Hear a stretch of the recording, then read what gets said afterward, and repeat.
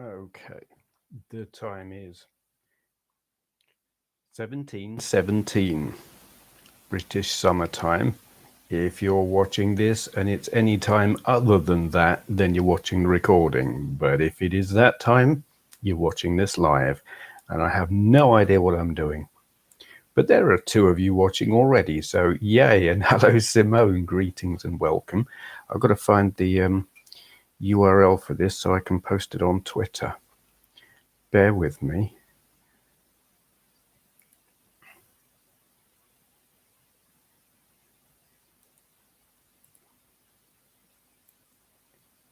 I've got to Google is using your webcam thing right over where I want to.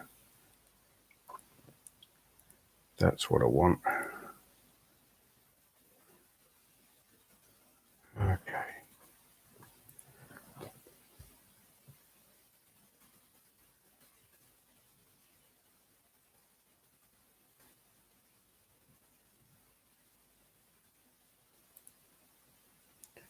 Let's put it on Facebook as well. I hate Facebook, but everyone else uses it.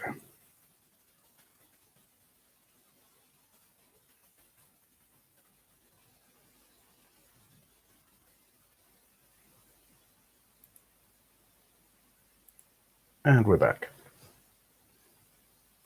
Been busy trying to get PayPal link on your channel. Yeah, I've got no idea how to do that.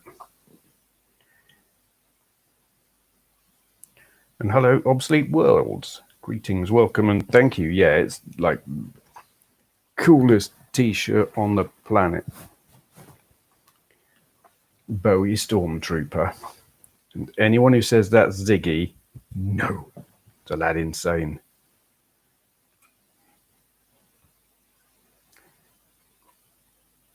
So I'm in the same room as last time, but sitting in a different spot. So hopefully I won't fry.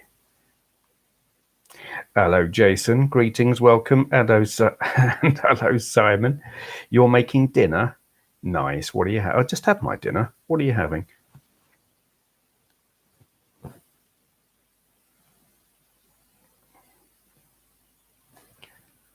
I had pretty much the same as I have every day. Potato and meat pies from Morrison's. Vegetables like steam in the bag jobbies and microchips because I like variety. Cottage pie. Nice. Actually, I like cottage pie. I have Moroccan flatbread. I've got no idea what that's like. Hold on.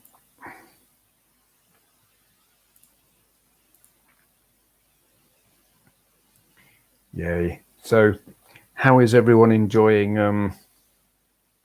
lockdown? I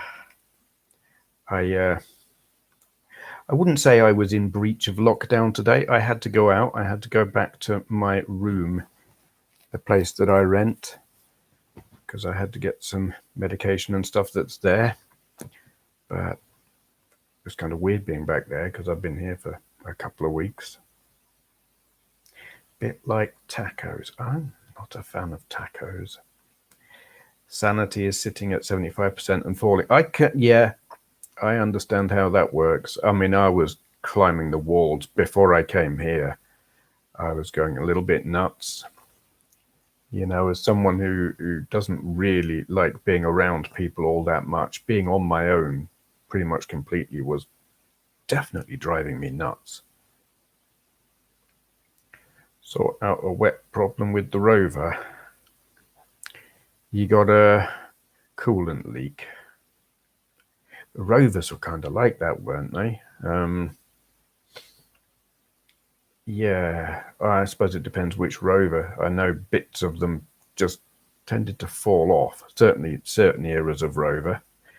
Sheba the Destroyer, greetings and welcome.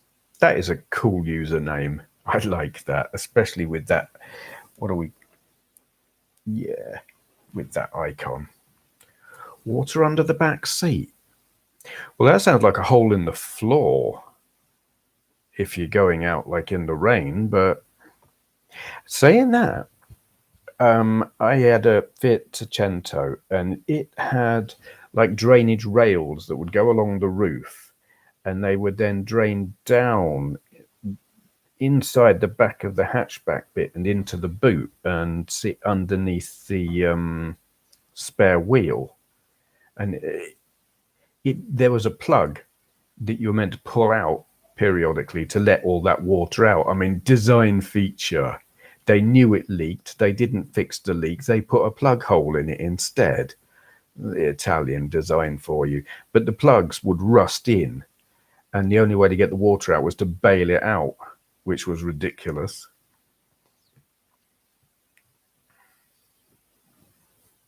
So my guess would be it's coming in from somewhere up on your roof, and it'll have like guttering or something. Old Rovers anyway. I don't know about something newer. Faulty Cog, hello, greetings and welcome. Black spider on the wall behind me. Where? Point to it. I don't. I see no. Oh. Do you mean that there? No, it's not. That. It's a screw. It's a screw to hold a cat scratching post thing against the wall. But the cat literally dragged it off the wall. Hello, Sultan. Greetings and welcome.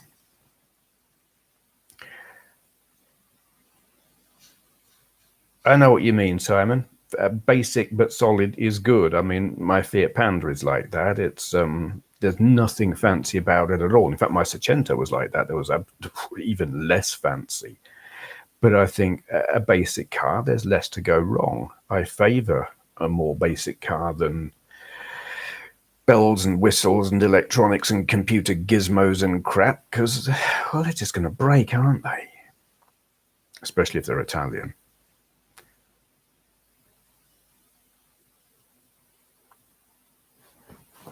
Where's my water? And I'm sitting on the cables. Come here. There you are. I think you just got a view down my t-shirt. You lucky people. Good evening. Where are you, Robert? Hope you and your other half are well. Please stay that way. I'm well. Joe is well. Joe's at work at the moment. But I'm not. I'm still furloughed, obviously. All the pubs are still shut. On the positive side, a couple of weeks ago, I mentioned in a video and I tweeted that the furlough money, the company I worked for, the money that they were fronting to pay their staff while they were furloughed had quite literally run out because the pub chain who were paying them refused to pay for work that had been done. So he couldn't pay us. And I was like, I don't know what's going to happen now. And I went 2 weeks with nothing coming in at all. Quite anxious. But this week, the furlough money, like the government funded money, came through and I can relax again a little bit. Money is still tight, but I'm not at the point where I'm thinking, oh my God, how will I pay my rent? That was quite worrying. So I can breathe again. My parents keep saying I need to go out and buy a new car. I disagree. It will cost several thousand and my VW Fox is fine and working well. Just needs normal car maintenance. Yeah, I see why do they think you need a new car? If it's solid, reliable, not breaking down, the fact that it's not big or fancy or a prestige car, so what if it works? I mean, my Panda is 14 years old. And there was a time a 14-year-old Fiat would literally have been a pile of rust.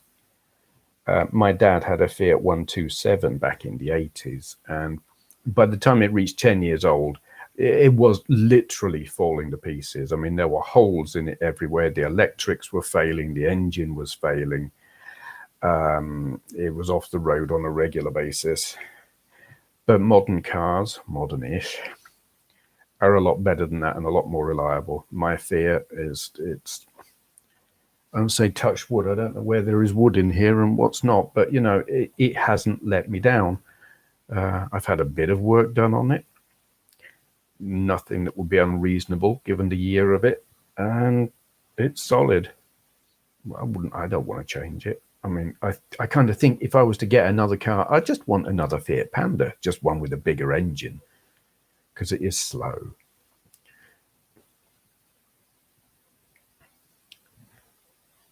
I hear Tasha.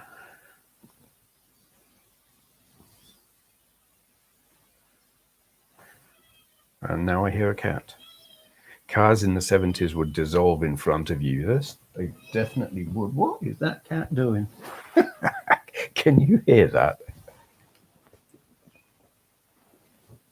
That'll be Rhino. That cat's mental. Oh, Millie.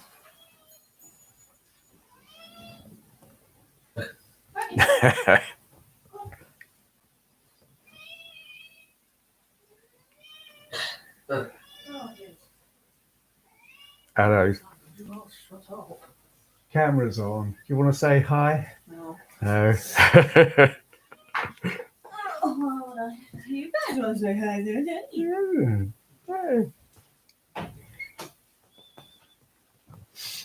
Tasha streams. She's got a Twitch channel. I don't actually know how you find it, but people say hi.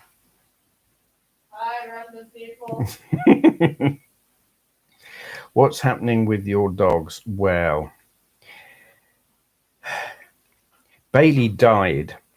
Bailey died when I was still more or less on speaking terms with Andrea. I mean, I'd moved out. I was seeing Joe by then, but I used to go round and look after the dogs. But Bailey, it turned out he had a tumor. Andrea phoned me one day and said Bailey was a bit off it when she went to work that morning, seemed a bit wobbly. Would I check in on him? And I went, and he couldn't get up. And I lifted him, put him in my car, took him to the vets, and they checked him over and said, he's got a tumor. It's bleeding. He's going to die. There's nothing they can do. Basically, they put him to sleep because there was nothing to be done, and he was suffering, and he wasn't going to last the night. And it was very sad. Last I knew, Max was all right. Max and Bailey had a weird relationship.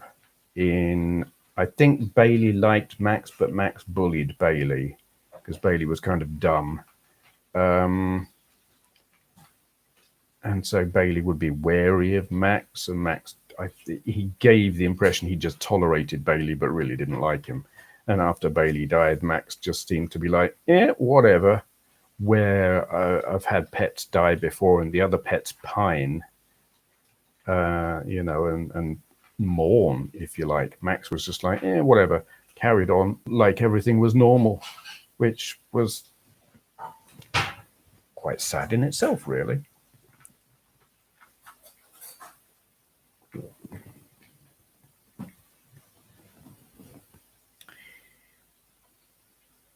Yeah, my cat is still there with Andrea as well. Couldn't take him with me to the place that I say living at. I'm not there at the moment.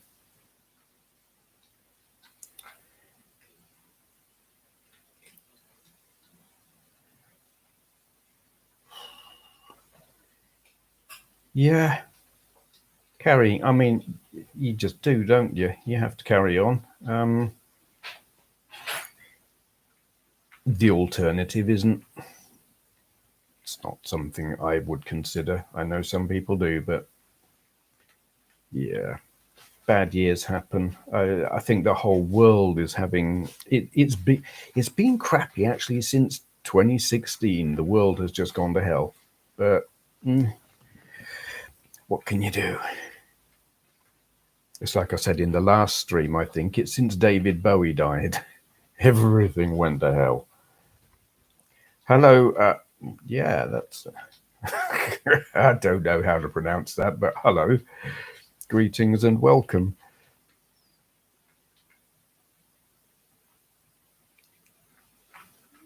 As for what is up, nothing up really. We're just sort of sitting here and randomly going blah. It's a retro gaming channel theoretically, but this is just a random. Ah, gotcha. Well, greetings from England. Bought yourself a Scion 3 to chit. That's cool. I like the Scion machines. Never had one. Don't know what I'd think if I ever actually used one. But I like the look of them.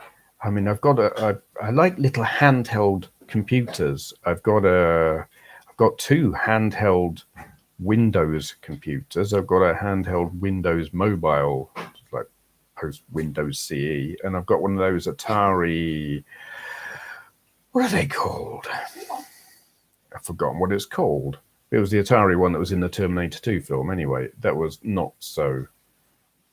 It's iconic, but it's not great to use. Broken Silence says, another lockdown. Stay a while, stay forever. Yes, absolutely. Greetings, Lee Kempster.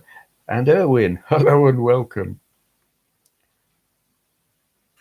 Basically, Steve is cool. It's all cool. So be happy while we can. Yeah, absolutely. You can play Dizzy on it via emulation with extra motion blur. Well, that's not a reason to own one. I don't like Dizzy.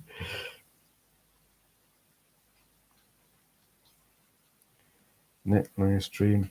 I do. I'm going to have it open for another to join. You're free to join. Like, can I PM you the link? What, where, when? Atari Portfolio. Yeah, that's the one. I'm not overly fond of it. It's kind of cool, but it's a bit too geeky for me. It requires knowledge that I don't have in terms of how to make it work or do anything really. Probably I should just look into it more, but I'm lazy. Greetings, Tactical Pirate.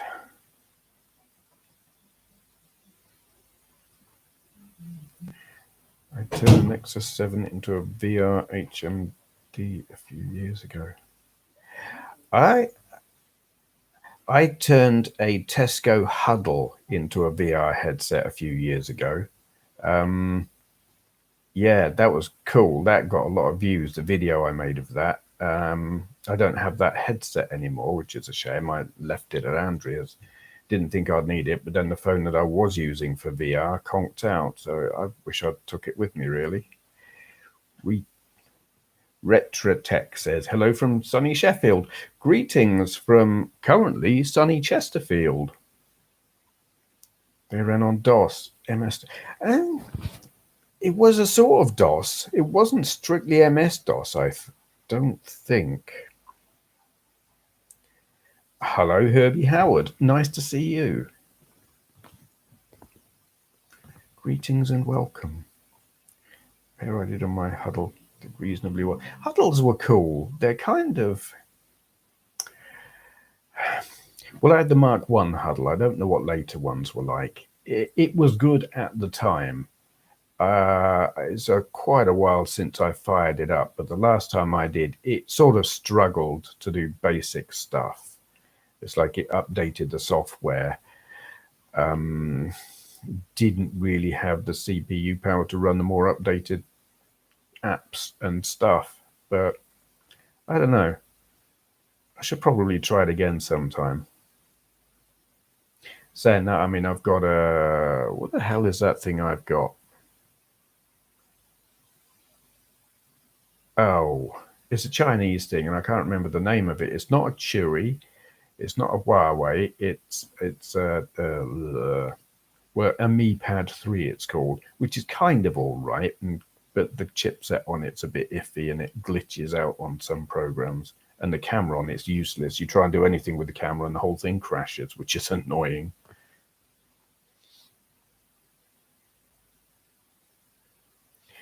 I liked VR. I suppose I got bored, but then Android VR on a phone is limited in that the gyros drift, and you're constantly having to correct that drift, which spoils it a fair bit.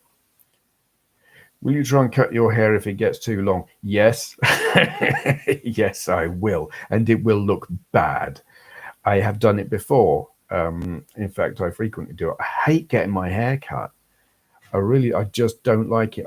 I've said it before. I don't like having a woman standing that basically ramming her boobs in my face while she cuts my hair. Now, I have no problem with boobs in my face, but not by a woman who I'm not intimate with. And I'm not intimate with whoever's going to be cutting my hair. So it's like, I don't want that. It makes me uncomfortable. So I hate getting my hair cut.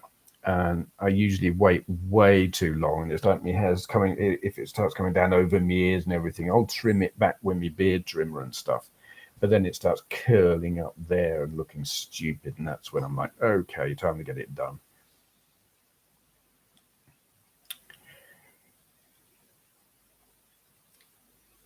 Nephew had a Huddle too. Thought it was decent for the price. That was the thing. They were very affordable. And they were never groundbreaking. They were never impressive, but they were adequate for the money. And I think they were good value. I hate cutting my hair. Why they always get it wrong? You can't get my hair wrong. 8 on top, 5 on the back and sides. And what's my hair doing now? Look at that. Oh dear. Yeah, whatever.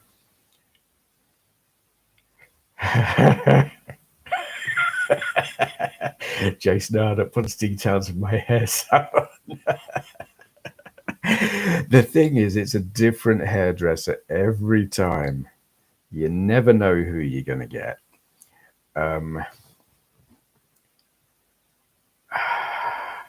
It's very variable, but yeah. Apparently, men cut hair as well sometimes. Yes, they do, though I can't remember the last time a bloke cut my hair. Decades. Literally. No, wait. Was it Christo's in Milton Keynes? I think a bloke did it there once.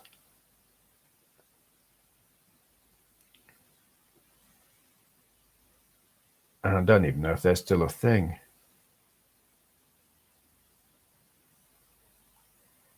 Broken Silence says, I've got a Windows mixed reality head-mounted display now for playing Elite Dangerous. Would be fun if someone could hack the original BBC Elite for VR. But the frame rate could be a bit puke-inducing. Yeah, I could see that being... Yeah, I don't...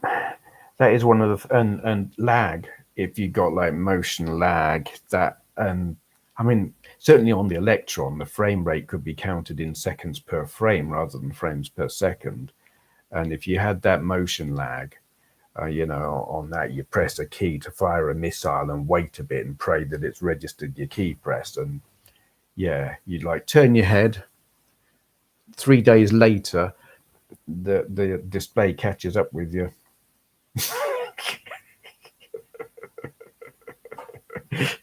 Jason Arnott saying different boobs every time sounds like a nightmare.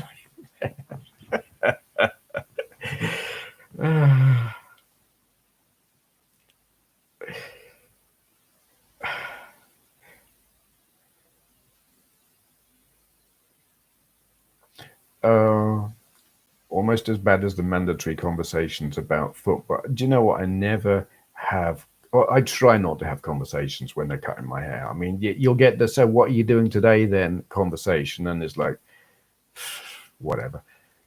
Yeah. Worst Bowie album? A question from Herbie Howard. That's a good question, and I am going to say Never Let Me Down, because he did. He let us down very, very badly. That is a bloody awful album. Hate it. Really abysmal. Dreadful. Bleh.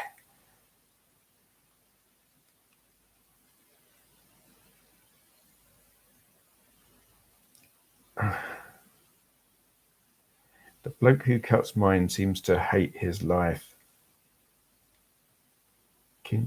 Kind of frightening, such a man with scissors, but hey, he's cheap. Yeah, I, I get that.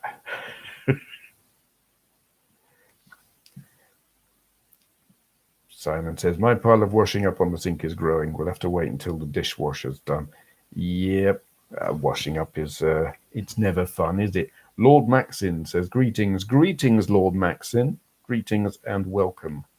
Edinburgh Retro PC is here. Hello.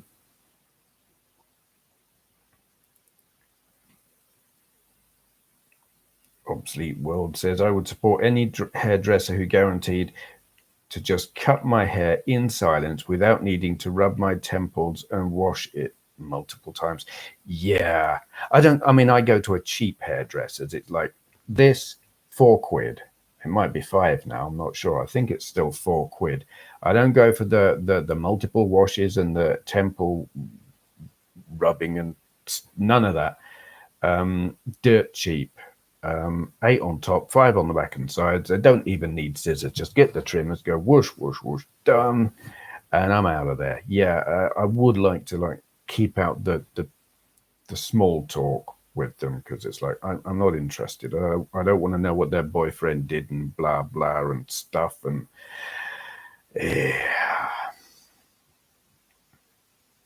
I feel haircuts would probably be best while being drunk to better endure the hairdresser barber small talk.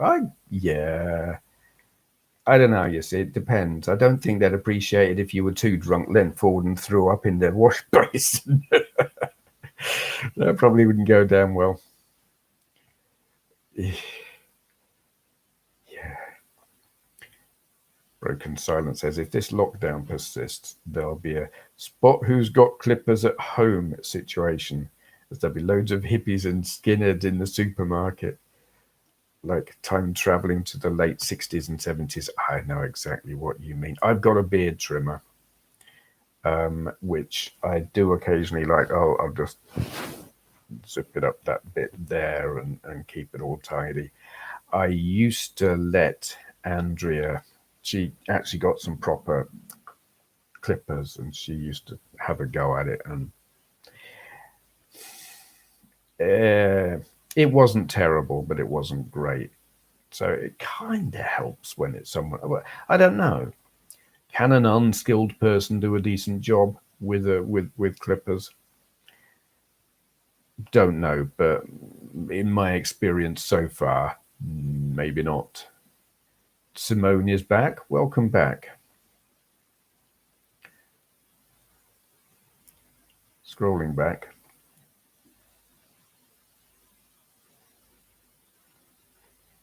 Steve, can I ask how you met Joe?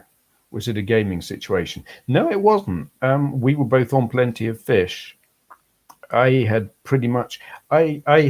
made a profile that pretty much excluded 99.9% of women from being interested. It was basically, look, I'm a geek, I'm a gamer, I do these things, I spend a lot of time on it, and I can't remember what else. It was quite detailed, and it was really intended to put women off, because I didn't want to go through the whole. I didn't want to waste time with someone who wasn't going to be just right. And that meant that not many people responded. But Jo is a geek and a gamer, and she saw my profile and she was looking for a like-minded person. And so she messaged me and said, well, we seem to be a match. And I was like, so we do. And we moved on from there. £4 for a haircut. Wow, mine's 12, and that's regarded as cheap in Sweden. Yeah, I go to really cheap places because honestly, as long as it's short and tidy, I just don't care what it looks like. I'm not interested in getting it styled or anything because I wouldn't. I fashion. What is that? I don't know. Fashionable haircut, no idea. They change all the time, and I just don't give a damn to keep up and find out. So it's like just make it short and tidy, and I don't care.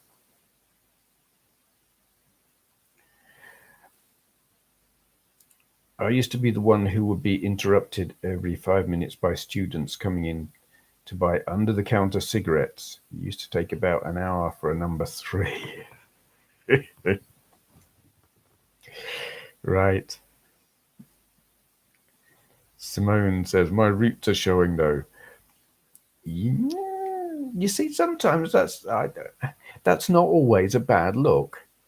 Um, it depends on the color of the roots and the color of the hair that's dyed or bleached or whatever. Sometimes I think it's really quite cool. On the plus side, he was so busy selling cigarettes he didn't have time to ask me my thoughts on the match. Yes. I remember going to the barbers when I was a young, like 10-year-old or something, and there'd be like the older male client, whatever, and he'd be paying for his haircut, and the barber would say something for the weekend, and I never knew what that meant. As he was selling him condoms. That was an old school barber.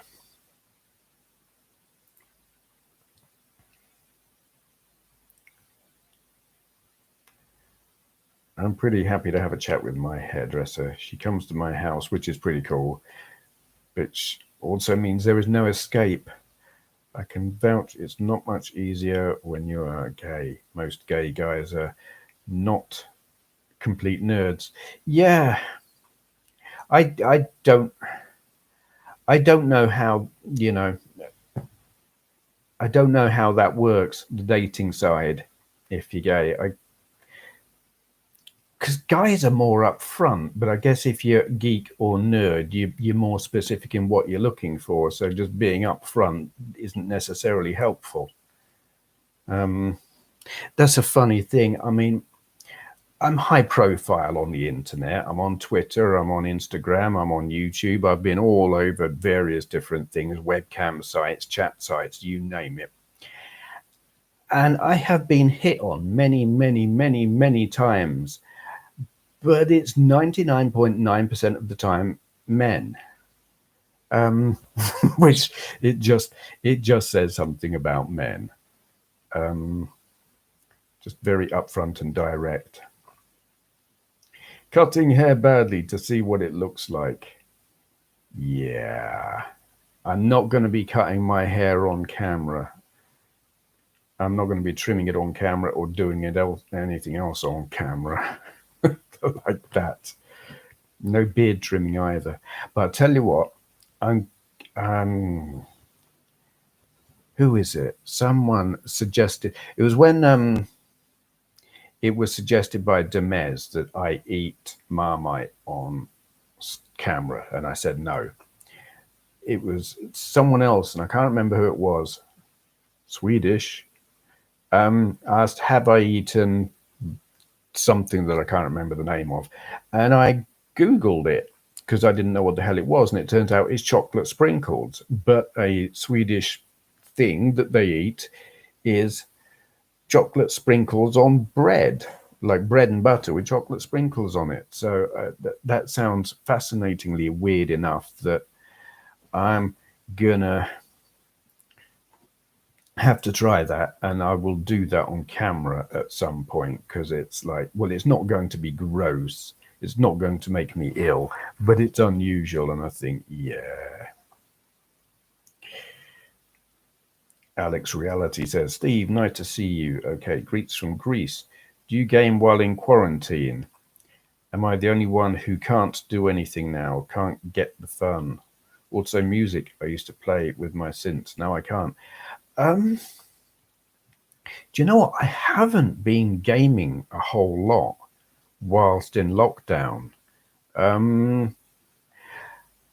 Partly, I'm at Joe's. I haven't got my PS4 here, but I'd actually stopped playing PS4 while I was still at mine because I'd finished playing Skyrim and hadn't really got a current game that was grabbing me enough to invest time in it. I was just like, I'd finished Spider-Man, finished Grand Theft Auto 5, got out of playing Elite Dangerous. I'm like, no, I've forgotten now all the controls now to do it and where to go and all sorts of that, and I just can't be bothered to get back into it.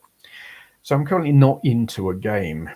I mean, I've brought umpteen different gaming devices with me to Joe's, handheld and like PlayStation Mini that's hacked and God, it plays everything up to Dreamcast badly. So you can see what it looks like. But I'm not actually spending much time gaming.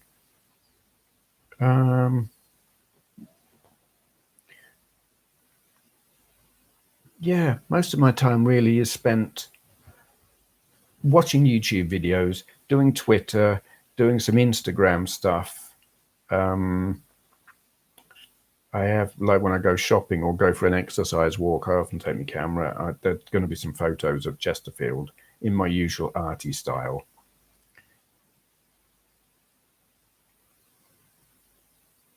Where were we at?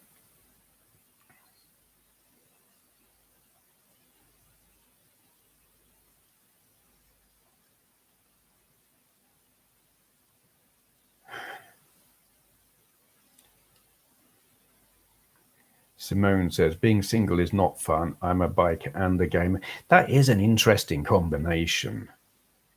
I know my brother would describe himself as a biker. I would describe him as something else, but we won't go there. He certainly wasn't a gamer when we were kids. Well, I've always been a gamer. But the last time I saw him, which was well over 10 years ago, he was playing on a PS2 then. Well, he was playing, what was he playing? He was playing the Gran Turismo game with motorbikes, Tourist Trophy. He was playing that, which surprised me. Yeah, it's an interesting combination. Female biker gamer is a particularly interesting combination and exceptionally cool, I have to say. And I've lost my place.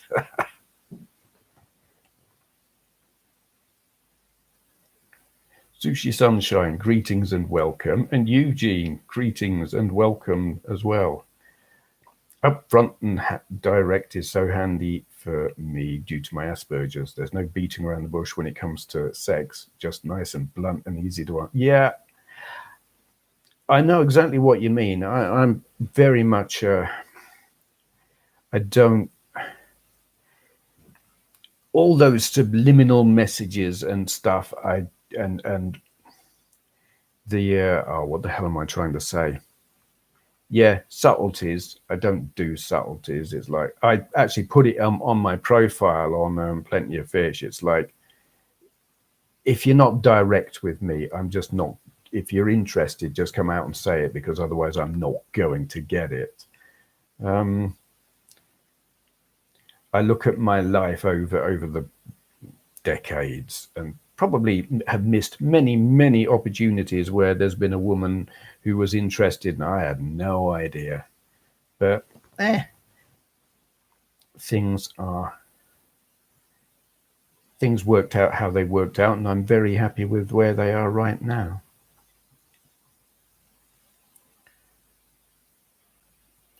Big G from South Africa, greetings and welcome.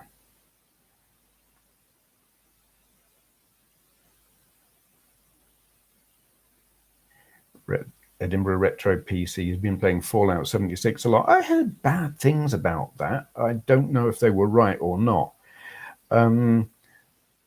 I played Fallout 3 and liked it up to a point, and then I got stuck. My own fault. I saved the game at a point just before I died, basically. I was trapped in a place, and I save often and overwrite my save without having an alternative. Stupid. So I saved, got myself trapped, couldn't progress. My own fault, but I was like, I ain't starting all over again.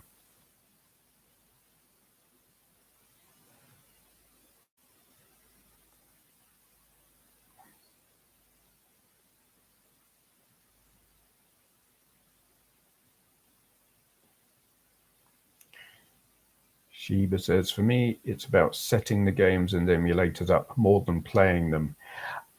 I agree.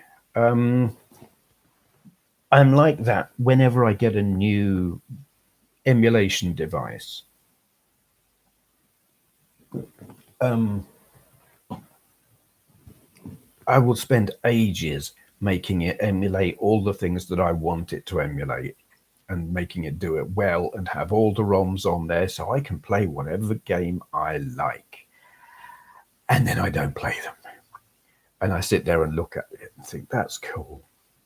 And I'll cycle through the ROM lists and the emulator lists and just look at it and think, yeah, that's cool. Do I play them? This is sometimes I'll play a little bit and then think I'll finish that later, or I'll come back to that later. And it's part of that. Actually, I don't really know what it is. Definitely, I seem to get more enjoyment out of tinkering with them than actually playing them. It's defeating the object, but it's fun, so whatever. Doom Eternal is fun, but it's nerve-wracking. I've seen video of it, and I think it looks good. And do I want to buy it? Probably not. I like original Doom, and I liked Doom 3. I didn't play Doom 2016. Doom Eternal, well, it's kind of neither here nor there at the moment anyway. I won't download it because my PS4 isn't here. And I can't order anything because I'm not at home. And all the shops are shut anyway, where I would buy a game. So, yeah. Greetings, Eld Spuddy. How's me? Me is good. Thank you. How are you? Edinburgh Retro PC. I'm a geek and a biker. Used to work at as a motorcycle instructor. That's cool. Do you know, I see people on motorbikes and I think, I wish I could just. I used to love riding motorbikes and I think I'd love to do that again. But I won't, just because I'd probably kill myself. My ability to, I think, walk away from a crash is probably significantly less than it was in my teens. I walked away from a few. I think I was lucky, and I think maybe I'd bounced where now I would go splat or snap.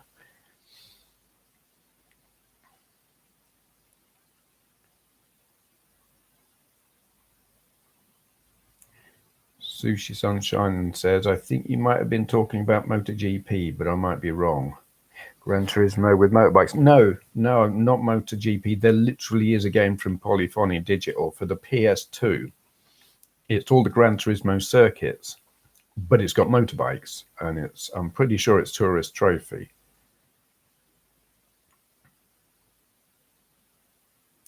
Gran Turismo isn't by Namco. It is by Polyphony Digital. Yeah, Polyphony Digital.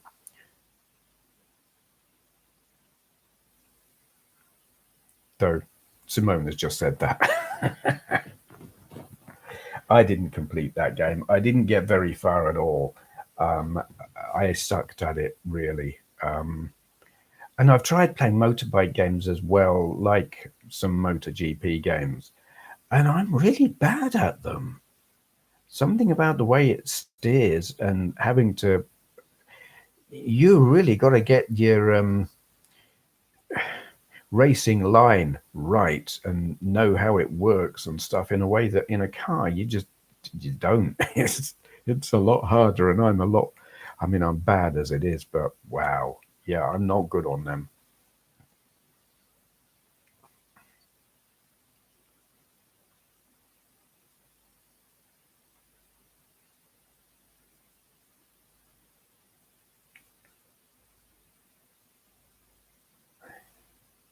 Lost my place.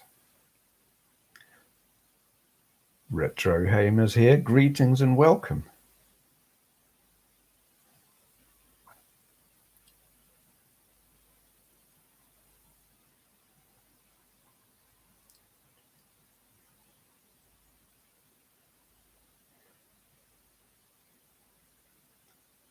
Edinburgh Retro PC says I play on PC and Xbox.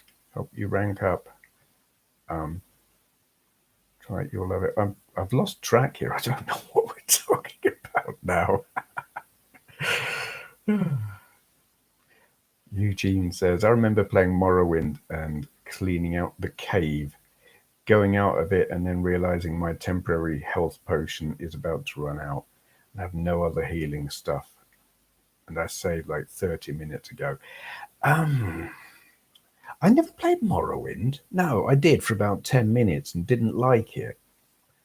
I played Oblivion and I really liked that until it got really, really, really repetitive, because it's like all the major battles were pretty much exactly the same. You went into the weird tower thing and fought some big geezer and did something with some weird whatever, and it was the same thing every time. And then I got bored. But Morrowind, I just couldn't get into right from the start. I think because I'd played Oblivion and I was used to a certain graphical standard on my PC, and then to go back and play something in the same world but with like generation earlier graphics, and it seemed less, I don't know, real, less believable, something. It just didn't work for me, so I never played that. But when Skyrim came out, I mean, I was just like, yeah, this is what I want. And while it is sort of repetitive when you go into the caves and stuff, I find the overall story a lot more varied. There's more going on, especially with all the DLC and stuff that you get pretty much straight away with the deluxe version that's on the PS4. Maybe you're mixing it up with Ridge Racer. Wait, what? Oh, hang on. No, I'm forward too far.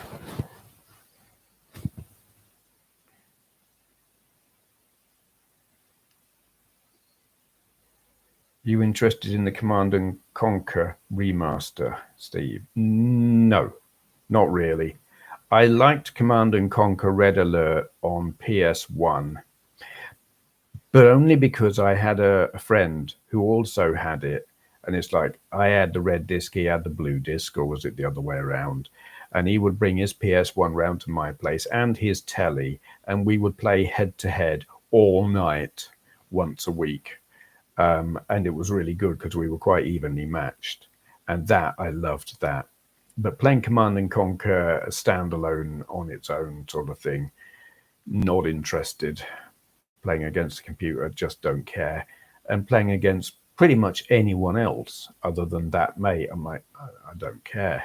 It doesn't interest me at all. So a remaster, no, it doesn't interest me.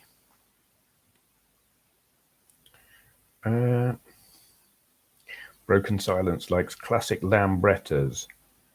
If I had a bike like a Triumph, Bonneville with Norton featherbed. I remember hearing about them. Yeah. What made me think Gran Turismo was by Namco? Mandela effect, maybe? And it scrolled forward and I've lost my place. Splendid Isolation said, what? Wait, maybe you're, yeah, okay. I'm being incoherent here. I'm reading little bits and then trying to decide what am I responding to and what do I not need to.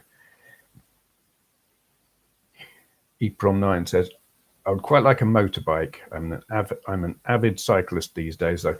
Motorbikes are really, really, really good fun, but they are bloody dangerous. Though a good deal of that, I think, comes down to how good you are, how safe a rider you are, how much you respect the rules of the road, and how defensive a rider you are. But there is always going to be that situation that you can't account for, like a brick in the road.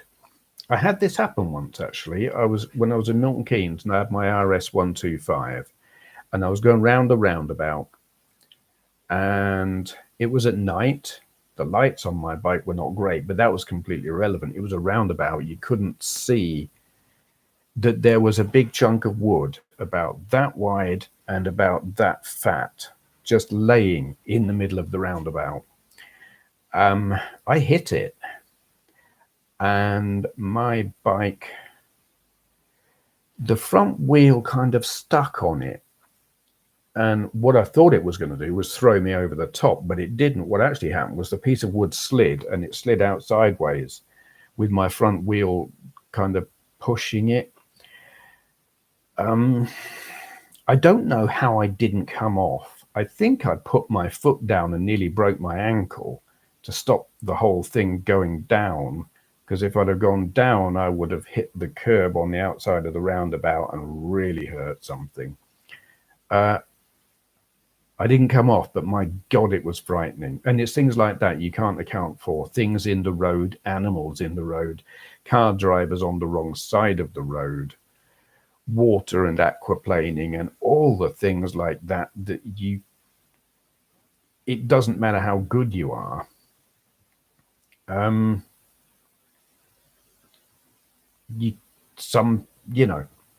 Luck or bad luck is a factor.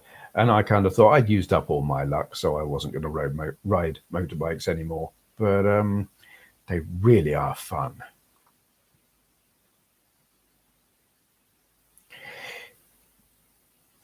Edinburgh Retro PC says there was a motorcycle game for the Amiga 1200 that was rather good. I think, yes, you are oh God, now I know. It was by Thalion, No Second Prize, and that is a fantastic game. Yes, I really like that one. God, how the hell do you say that? Tharanga Garuj says, hey, absolutely love to hear you waffle on about games. What are your views on the future on PSVR? Have you played Gran Turismo or Drive Club VR? Your thoughts, if you have. I haven't played any. I haven't got a PSVR, so I haven't played anything on there. I would love to get one. Those would actually be the first games I would play, along with Polybius. I love VR as much as I played it. The problem I have is a lack of space where I live. Those kind of games I actually could play, where you're sitting down in a chair. I could play them just about. Anything that would require me to get up and wave my arms around and walk more than like one step. In fact, even one step would be too much. I'd walk into the TV. It limits what I can do with it. So I probably won't get a PSVR for the PS4. I'll get a PS5 at some point when they come out, and PSVR by then will have probably improved as well. And I hope my circumstances will change so that I'll be living somewhere with a bit more room, and I'll be able to try out that kind of thing a bit more effectively, because I reckon it'll be great. Computing power and console power is now at the point where VR is convincing enough to make it fun anyway. I want it.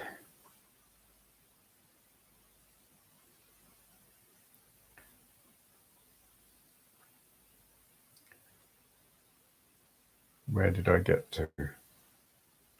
Okay.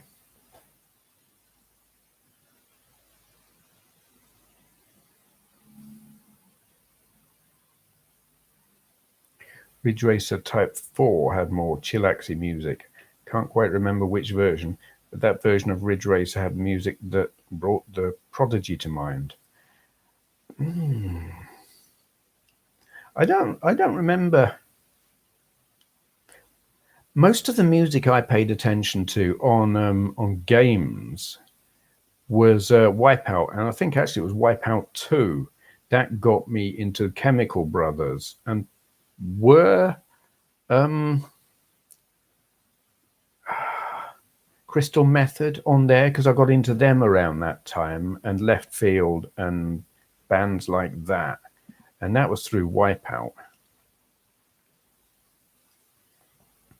Commander Firesight says, woohoo, live chat. How are you doing, Steve? Greetings, welcome. I'm good, thank you.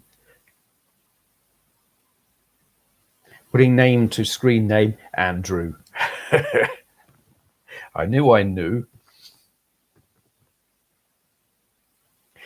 Splendid Isolation says, probably the best Ridge Racer on the OG placed. Oh, original is Ridge Racer Type 4. Do you know what? A lot of people say that, and I have got it, and I don't like it. I know it's technically superior and everything, but the only one I really care to play is the first one. Probably just nostalgia, I think. But Type 4, I don't care about. Ridge Racer 3, or is it the one with the really stupidly high hills and stuff? I'm like, no, I don't like that at all. Red Alert had them all on PC. Ian found the old discs. Had such fun with those. Should set up a Windows 98 VM so I can play them again. They were head to head. I found it great, but I tell you what, though, I did like Dune 2 on the Amiga, which was like a precursor to Command and Conquer. I played that a bit. Machead says, hello from Blackpool. Greetings, welcome from Chesterfield. I was in Blackpool a few months ago at Play Expo. Love going there. Terrible hotel. Love it. Splendid Isolation says, these live chats of yours are great, Steve. Thanks. Well, thank you for saying so. I mean, I'm just sitting here going blah and reading out what you say and saying the first thing that comes into my head. But it's great that so many of you come in and give me something to respond to. You know, it's just a bunch of mates in a room without a pint. Why have I got no pint? Yeah. There was this interesting controller for the PS1 that you could use specifically, I think, for Ridge Racer Type 4. It had a built-in steering wheel. Unfortunately, I never had one of those. I've seen a couple of funky controllers for Ridge Racer. The one that comes to mind with me was called a Negcon? Something like that, where you twisted it like that. And they were kind of popular, but I just thought they looked awful. I didn't want anything to do with that. But I also seem to remember one that did have some kind of wheel. I don't remember what that was, and I only saw it like in magazines or on the internet. Maybe probably years later on the internet, actually. Never used either of them. Bungalow Bill, I am reading that right, says cycling is as much dangerous as well. Cycling is dangerous, but it's not as dangerous as motorcycling. The thing about cycling, you're not, well, depending on how fast you go, you're probably not going fast enough to do yourself too much damage directly, unless you're a really fast cyclist who behaves like an idiot and slams into a wall or hits a curb or does something stupid. The danger with cycling is cycling on the road, sharing the road with cars. Yeah, that's dangerous. As a cyclist myself, cars terrify me. As a car driver, cyclists terrify me. I had a moment this morning where I was driving back from Worksop to Chesterfield, and it's the guys on the racing bikes with the spandex suits. They are terrifying. Not the kids on their BMX bikes who don't respect the rules of the road and crap, because they're just twatting about on the housing estate, and yeah, they'll pull out in front of you and make you slow down or stop. But it's the guys in the spandex who think because they have a right to be there, and they do, they will pull out in front of you, put themselves 3 feet into the road in front of you when you're coming around a corner at 50. Basically, they're really asking to get hit. through their arrogance, because they're like, I have a right to be here. And it's like, yes, you do, but do you want to die? Because if you ride like that, you will. They drive me mad. I mean, I'm a cyclist, and I respect the fact that these cars can't necessarily stop as quickly as I can, can't get out of the way. Maybe there's oncoming traffic. What are they going to do? I don't want to die, so I don't play chicken with the cars like some of these guys do. Now, where are we at? I've got to scroll back. There's going to be like minutes between people saying anything and me responding now because I'm waffling on. Was it a Honda 125 RS air-cooled that you owned? Used to have one. It was a Yamaha RS 125 air-cooled. It was the one that came before the Yamaha RD 125. It was Simone is she's restoring one on her channel at the moment, which is really cool. They're not especially fast. There's nothing fancy about them. Mine was incredibly unreliable. Honda RS 125 was that was a racing bike. Yeah, no, but this was a Yamaha road bike. I'm going to scroll forward a bit. Apologies if I miss anyone who said anything. A lot of this is like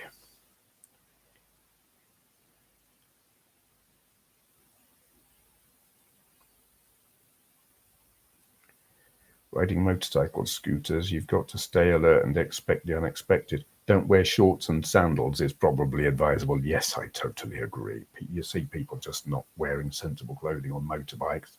I see people wearing T-shirts on a motorbike. I'm like, no. They're so going to hurt themselves. Not all bikers are irresponsible, but too many are. Same with car drivers. But in an accident, the driver is more likely to come away unscathed. The car driver. Yeah, I absolutely agree. The car driver, very often when it comes to a collision between a bike and a car, the car driver is more likely to be at fault or just didn't see the motorcyclist. But it'll be the guy on the motorbike who's going to get hurt. Commander Farsight says, off gaming for a moment, do you watch Red Dwarf? And if so, what do you think of the recent feature-length episode? Surprised there's not been a Red Dwarf game. I haven't watched Red Dwarf in a long time. I stopped watching it when they started using CGI instead of the cheap models. I stopped liking it when the crew came back and Kachansky was in it and all of that, and Holly changed, or I don't know. I don't know that Holly changing was the exact point, but it stopped being funny. And then it ended, and then they brought it back on Dave, and I watched about 2 or 3 episodes of it on Dave, and I just think it's tragic and sad. It's a bunch of old men trying to relive their glory days, and it's not funny. It's just sad and sad to. I can't bring myself to watch it, and maybe things have improved since I watched that. I don't know, but I found that so tragically not as good as it used to be that I won't watch it. So I haven't seen the feature-length one.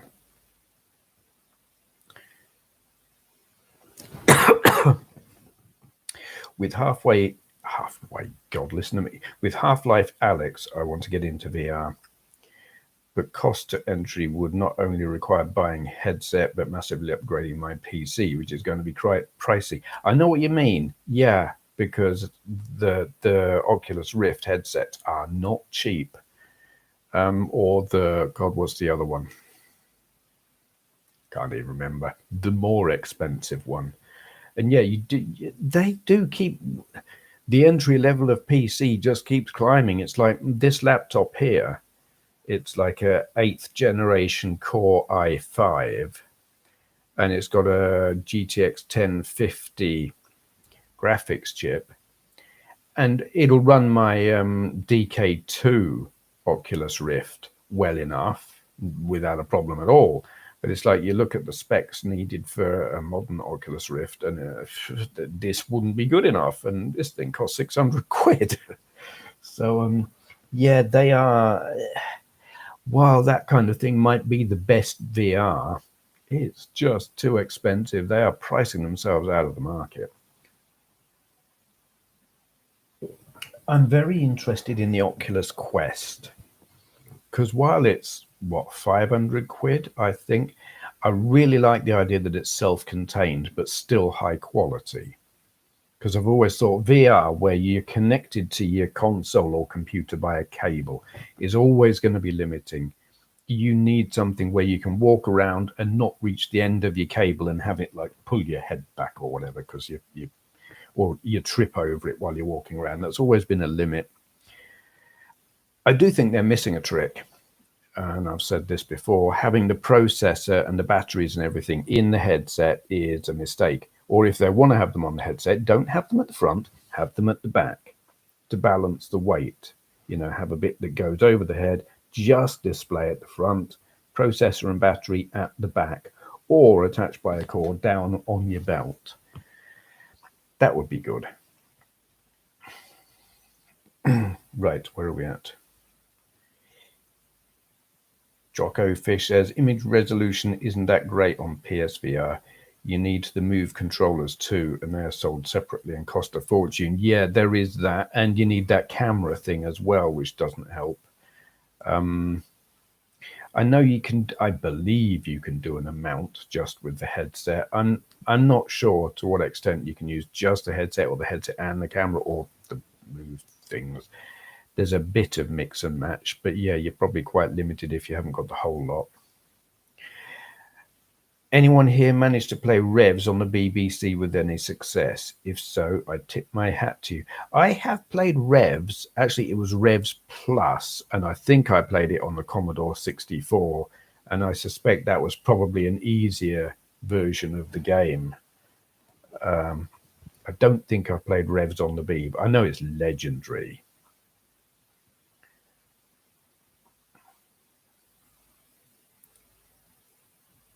Splendid isolation. God almighty. I sound like I've been drinking now. I wish I had. I have Half-Life Alyx, and it's amazing. But I got it for my son primarily, and he finished it in 2 days.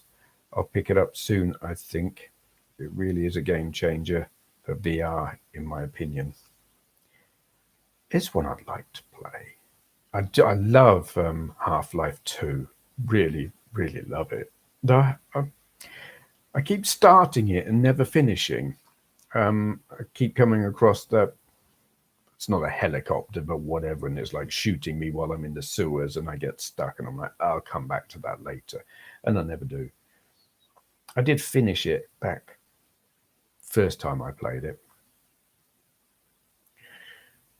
Sushi Sunshine says, I've played some demo versions of earlier Wipeout games, and I think I have a full version of a Wipeout game on the PS2. Yeah, I've got... I'm not sure if... I don't think I've got all the Wipeout games. I'm not sure. I've got Wipeout... I don't know what it's got. Wipeout... It's not... I've got Fusion. Is it... God, I don't even know. I think I've got 3 Wipeouts on PS1. I'm not sure if I've got them all on disc. One might be a download. I've got a Wipeout game on PS2. I've got Wipeout HD and Fury on PS3. I've got the 2 Wipeout games on the PSP, which playing on my Android handheld at twice resolution is beautiful. And then the Wipeout, what the hell are they calling it, on the PS4, which is basically Wipeout HD and Wipeout Fury. And Wipeout HD was basically just an up-resing and well, re-rendering, if you like, of the PSP games, I think. Yeah, I'm waffling now.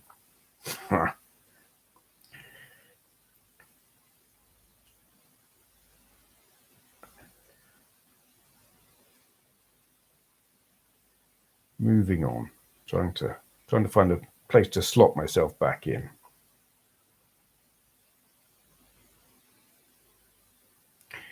Simon says, well, Steve, you're an interesting rambler. Well, that's a good job because I ramble a lot. I'm not actually trying to put you all to sleep.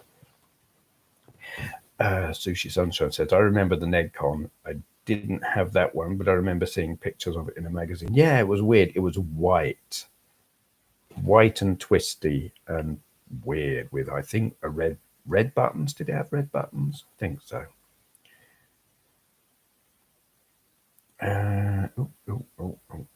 Lost my place. So I'm going to start. Thuranga Guru, God Almighty. Yeah, you, him, that person. I don't know. Played Farpoint on PSVR and was so startled by the alien things that crept up on me from behind and leapt at me, knocked my headset right off. Farpoint. I played a game on my homemade VR headset thing where I was on a space station, and this figure appeared in a corridor, and if I got anywhere near it or it got near me, I just died and had to start again. Jim Gaffigan says, Steve, tell us about your best sneezing experience. I once sneezed in Paris and made a Frenchman jump. Great times. I have no idea.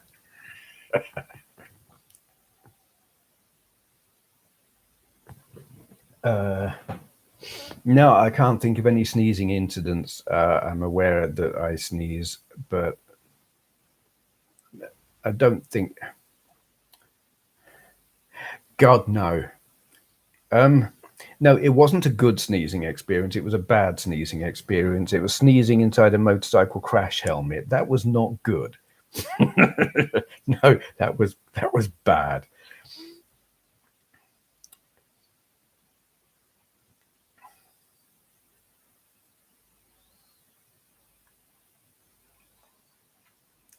Sarah Elizabeth Johnson says, hi, I think you're special, by the way. Well, thank you. There are people who would say I'm special, probably in an entirely different way. And they'd probably be right. But thank you.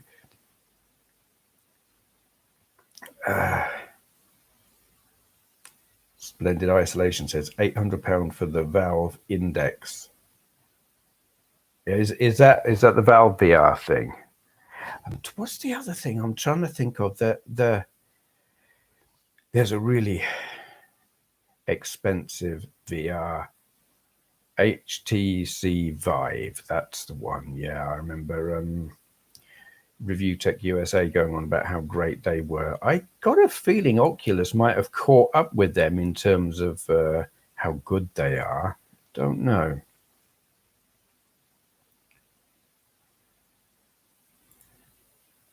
What's this? I wear all the spandex stuff, but I still ride with caution. So many car drivers are twats. Yeah, there are some real twattish car drivers. That is very true. I try not to be one. It's got to be. I don't consider myself to be a good driver. I'm a cautious driver, but you put me in a city and I will make mistakes because I just can't. It's like you get a complex intersection and traffic lights here, there, and everywhere, and I don't know where I'm meant to be looking and where I'm meant to be going and what these other car drivers are doing. So I try to avoid all that. Retro Machine says, I see in television is being reborn, rebooting hardware. A lot of people are saying it looks like a nostalgic cash grab. I agree. Have you seen it? And what do you think? I'm aware of it. I'm aware of what it looks like. I don't know if it's any good or not. I don't know what the games on it are like. I mean, I don't know. Is it just playing the old original games in a retro style, or has it got new stuff? I haven't looked into it, mainly because I don't care. I think I've seen so many of these retro systems now, like the Atari box and your What's It Chameleon, and some of them will exist and some of them were just a scam from the start. But something to get my interest, a rebooting of an old system has to offer something unique. Otherwise, what's the point? It's like I've got a PS1 Classic Mini, and not because I think, yay, I like these. Don't know why. I haven't got it because I think, yeah, these rebooted little mini things and whatnot are really cool. I've just got it because it's cheap and it's a good emulation machine.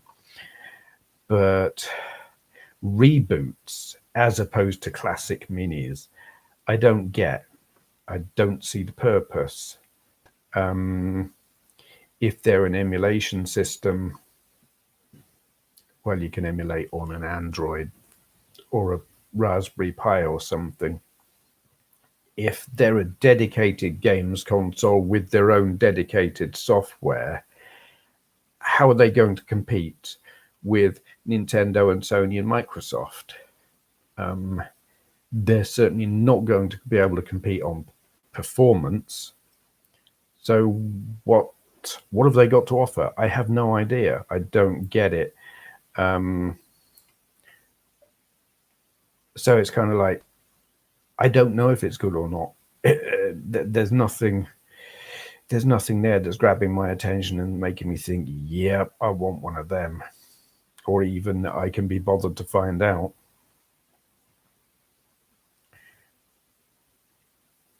Prom 9 says, I'm in the process of restoring my TI-99 4A. Good, cool. I like the TI-99 4A. I think it's an interesting system, and it's a shame there aren't more games on it. I wonder just what it would have been capable of if it was pushed, because I mean, it is 16-bit, sort of. I mean, it's from the 8-bit era, and largely the games are 8-bit quality, but you do occasionally see sort of that they hint at the power of it, like the fluidity of movement, smooth scrolling or sprite movement and stuff is better than you would get on a Commodore 64 or a Spectrum or Acorn Electron or something like that. I kind of think they barely scratched the surface.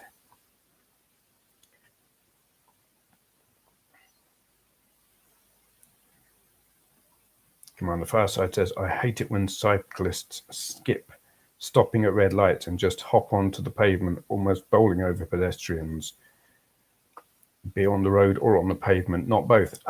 No, I disagree with you. I am one of those cyclists who will get off.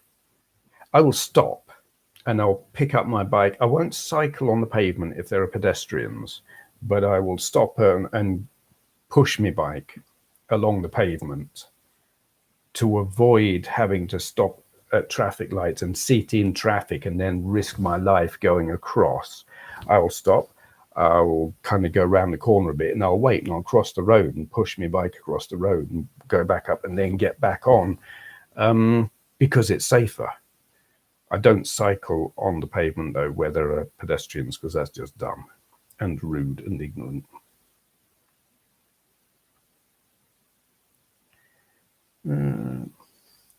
It's fun when you get up to 40 miles per hour on a bicycle.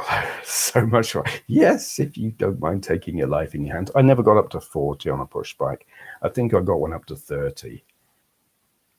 Like to do it with night vision goggles. Yeah. Still have lights on, eh? Just imagine VR in a large sports hall size room scale where you can properly walk around inside VR without worrying about bumping into anything. Yes, that would be glorious. Especially, well, yes. And if there was like motion tracking that tracked your position in that room and there were other people in there as well in the same virtual world, that would be very interesting. I don't know what a virtual fight with a real person in the same virtual world would be like. You might wind up punching each other's headset off.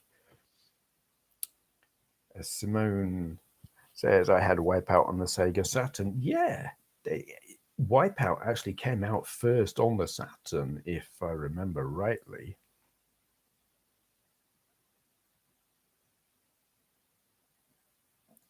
Difference between the current Red Dwarf and an uncle dancing at a wedding reception is that the uncle has alcohol as an excuse. Yeah, that really is kind of what it seems like. Simone says, have you ever accidentally broken a games console? Um, Depends what you mean. Not really. No, I mean, I've had them die on me. I've had them break on me. I have attempted to repair a computer and probably made it worse. Um, but I don't think I've ever broken a console. I've never dropped one or anything like that or spilled anything on it. I'm really, really careful with stuff like that. I see people who are just chuck their stuff around, don't look after it, leave their discs out all over the floor and that kind of stuff. And I'm like, no, don't. It's wrong. Uh, I find it quite upsetting. But no, I don't think I ever have. Okay, Sushi Sunshine, enjoy your dinner. Thank you for joining us.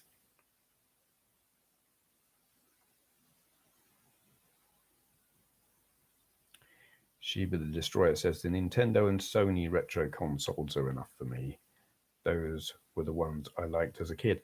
Yeah, I I found the SNES Mini and NES Mini and the Mega Drive Mini. They're interesting.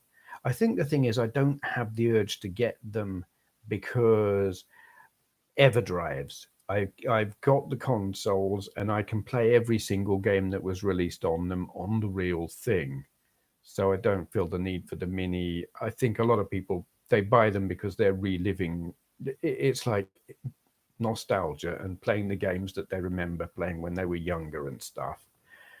Um, and they play their selection of games that come on them because it'll be a half decent selection. But if you've got an original Mega Drive or SNES or whatever, and you've got an EverDrive, it's like you've got everything there. And if it's about playing the games, you don't need a mini. I bought the PS1 Mini because PS1 games, and once you've hacked it, well, you can play more PS1 games. And I haven't got every PS1 game on disc that I played back in the day, though I think I've got all the ones that I like. But I have found lots of games that I've put onto the PS1 Mini that I didn't play back in the day that are actually really good. Some of that is like weird Japanese imports and stuff. Yeah. So the PlayStation Mini for me, it works where the other ones, I don't have a need for them. I see the value of them and I see why other people would want them, but for me, they kind of don't work. Well, no, there just isn't a need.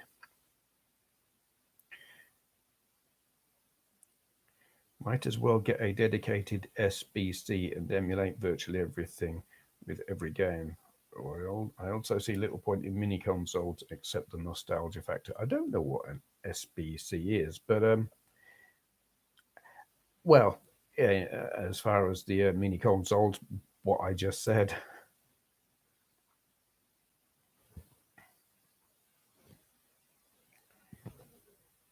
Eat Prom 9 says, I hate pedestrians. Yeah. Well, I guess it depends where you are. I hate pedestrians if they're on a cycle path.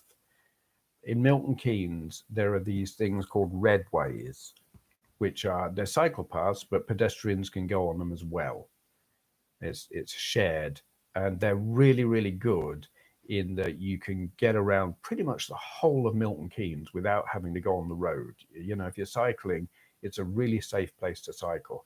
But pedestrians just think it's a footpath, or they don't care that it's a shared footpath, cycle path, and you will get them walking four abreast across a red way, and you're coming up behind them and ringing your bell if you've got one. And they're like, no, we're not moving. go round us until you've got to go onto the grass verge if there is one. That's really bloody annoying. And it's just people being rude. Simone says, my friend Keith had a party back in the 90s and his mate fell asleep on the sofa, blind drunk. He woke up in the middle of the night and urinated in the open PlayStation. Oh, God. Now, I could understand that if what that was a Jaguar CD, because, you know, the CD add on for the Atari Jaguar, that looked like a toilet. That would be forgivable. But no, PlayStation. Saying that, when I was in my 20s, I was about 20. No, I wasn't. I was about 19. Um, I was at a party, and this guy was so absolutely blind drunk. In the room where the party was, there was like a long white radiator against the wall, and this guy just went and peed up the radiator. And all I can think is he thought he was in the gents in a pub and thought that was the urinal, like the trough urinal, one of the long ones. And yeah, he just stood there in front of all these people who were also pissed. Um, the person whose house it was not happy. Mini flashback consoles do look nice on a shelf if done right. Yeah, I can see that. Though when I see the word flashback, I think of something different because I'm thinking your Atari flashbacks and your Intellivision flashback, those things made by At Games, which, in all honesty, are absolutely bloody awful. I've got an Atari flashback Mark One, and it's a NES on a chip, and it's shite. And I've got the Intellivision flashback, which might also be a NES on a chip. It's not as shite, but it's not an Intellivision. It, it just isn't. It's not as good.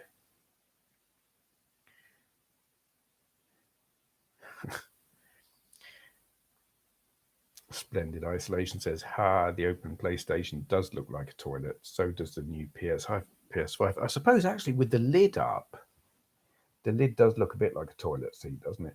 I don't know what the new PS5 looks like. I've seen that weird um, development kit thing that I don't know what the hell it looks like actually. It kind of makes me think of the alien spaceship on the original Alien film, but probably not.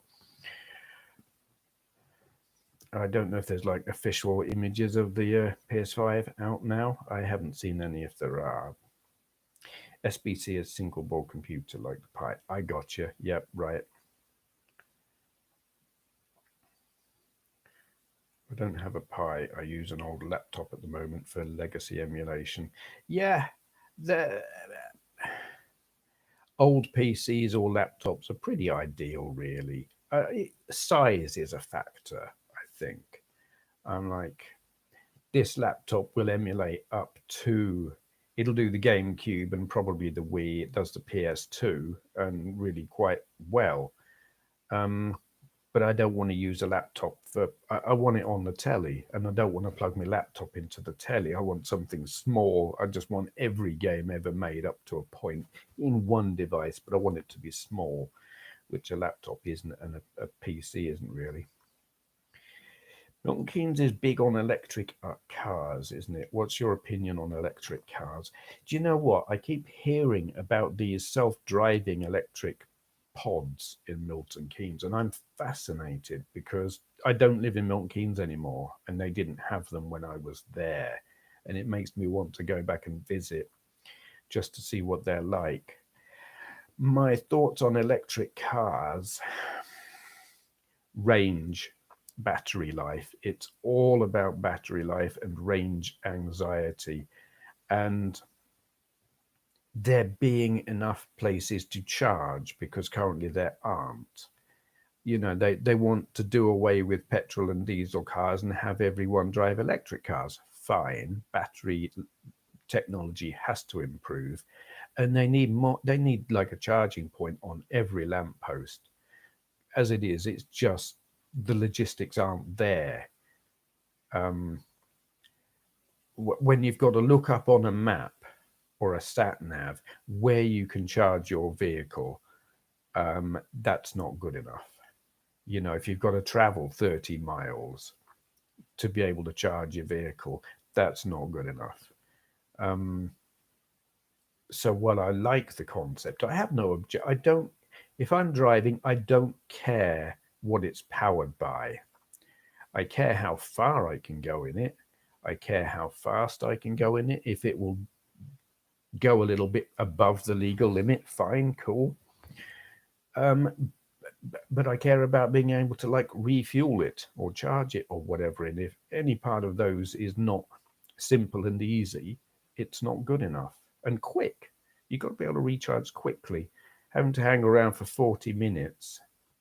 I mean, you think about you go into a petrol station and it takes you 5 minutes to refuel and go and pay.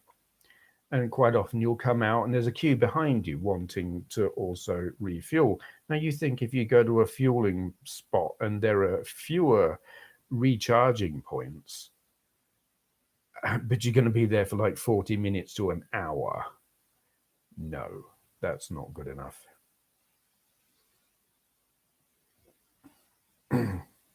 Herbie Howard asks, ever got blackout drunk, Steve? Yes, once. I was 16. Was I 17? I had just got my exam results, my O levels, and I was with a bunch of mates. Some of us were celebrating, some of us were drowning our sorrows. I drank a bottle and a half of martini extra dry. I was absolutely plastered. Me and a mate of mine, we knocked into each other, lost our balance, fell into a ditch.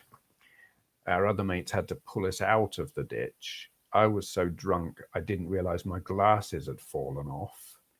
Thankfully, one of my less drunk mates realized, saw them, picked them up, put them in his pocket. Staggering back to the village where we lived, I was having to be helped to stand up. And I do remember that there was a point I needed to go for a pee. I was busting for a pee, but I was so drunk my fingers just wouldn't work. And it took me probably 10 minutes to undo me fly and get it out. And it was like touch and go. I thought, I'm just going to pee myself, but there's no way I'm going to say to me, mate, can you get it out for me? Because my fingers won't work. That was quite unnerving. But I was helped back to my house, family's home, and basically dumped there. I staggered upstairs to bed, woke up the next morning, blinding headache, no recollection of any of what had happened, how I'd got there, and where were I couldn't see. My glasses weren't by the side of my bed where they should have been. Staggered downstairs, found my glasses on the side in the kitchen. Obviously one of my mates had like put them there, and it was about a week before I could remember what had happened. You know, the whole thing was just blank, nothing. All I knew was I had a really bad headache that lasted about 2 days. I felt terrible. I have never drank martini since. That was just not good. Retro Machine says, recently played Wipeout on an Android emulator. I also have a PlayStation Classic with OTG cable. You can use your PlayStation Classic controller. You need to remap the keys. It's great. I'm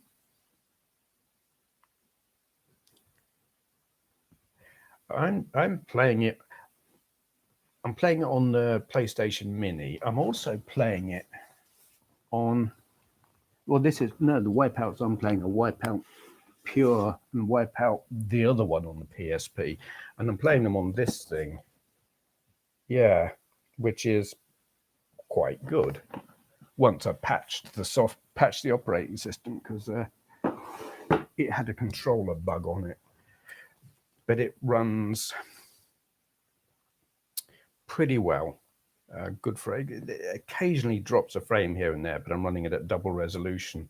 Bye, Simone. Sorry I missed that as you're saying you're going, but thank you for joining us.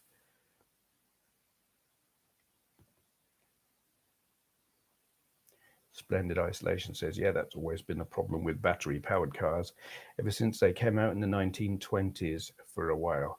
Didn't catch on back then due to the same problems, range, etc. Yeah, they're getting there with battery technology, and I imagine Tesla are pushing things in the right direction with that. Certainly in the UK, they need, if they want them to be mainstream and take over from petrol cars, they got to do something about charging points and making them more readily available, and not just leave that up to private companies. It needs to be a government run thing, or there to be an incentive for private companies to produce them and put them out there where people can use them. But it is one of those things. Companies aren't going to want to put the charging points out there until lots more people have got the cars. But lots more people aren't going to want to get the cars until there are more charging points. Something's got to give. Next step ought to be hydrogen fuel cell cars. Why aren't they putting everything into that technology? Just can't fathom. Batteries aren't the answer, in my opinion. Hydrogen fuel cell makes its own electricity on the fly instead of relying on absorbing it from elsewhere, and they placate the eco brigade. Yes. I think the thing with that, I mean, as a technology in terms of eco-friendliness, I think the key reason they're not taking off is hydrogen. People are just going to be scared of driving around in something with an explosive fluid in it, and they think Hindenburg. Never mind that they're driving around in a vehicle with an explosive fluid in it. It's possibly the high pressure aspect that is more off-putting. I don't know in terms of like danger and risk and whatnot, which would be more dangerous, to have a crash in a car with pressurized hydrogen. Well, liquid hydrogen, is it? Or is it just pressurized, or is it liquid? Whatever. I might be confusing that with liquid petroleum gas. Whatever. Anyway, yeah, I think it's the hydrogen that puts people off.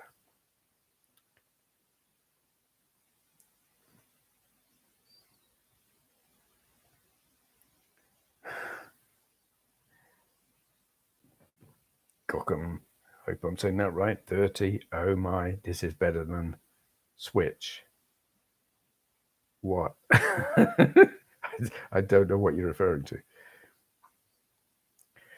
Bullshit Detector says, enjoy. You give us many hours of laughter. Well, thank you. That's an interesting username. Yeah. I try. I don't know how hard I try, but I try to be entertaining. It's all part of the. It's not a service. I was going to say it's all part of the service, but it's not a service because I enjoy doing it. They say you can set fire or shoot bullets into a fuel cell and it won't catch fire due to the way it's stored in the cell. But I'll let someone else test that. Yeah, absolutely. I imagine while it's in the cell, it's not going to be a problem because there's no oxygen in there. It's if it gets out. And I imagine if you have a serious crash, it could get out, then you've got a problem. In the end, I'm kind of like, I don't care. I want a car that works and that I can refuel reliably and that's got an adequate range. More than that, I just don't care what's fueling it. Give me a car that works.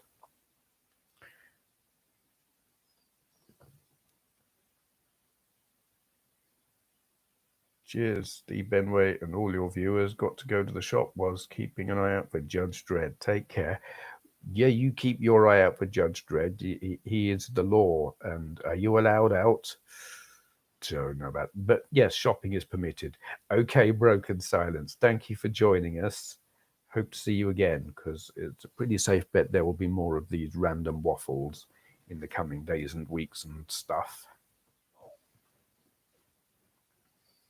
How long have I been going? Hour and 40. I'm going to wind it up fairly soon because my voice is going. My capacity to go blah for extended periods seems to be reduced. And hay fever is a thing as well. And that is a thing with lockdown, with COVID and all of that. Um, I get a cough. Is if I go out, I'm fine if I stay indoors. If I go out for more than like 10 minutes, I'll get a sore throat, I'll get a bit of a headache, and I start coughing. It's like, oh my God. And it took a little while to realize it's just hay fever. It can be unnerving at first.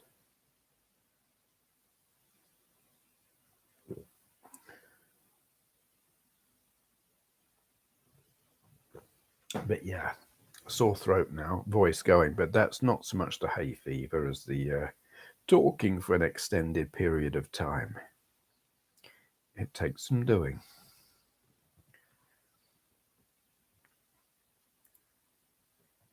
Anyone else? Someone say something. Give me something to talk about.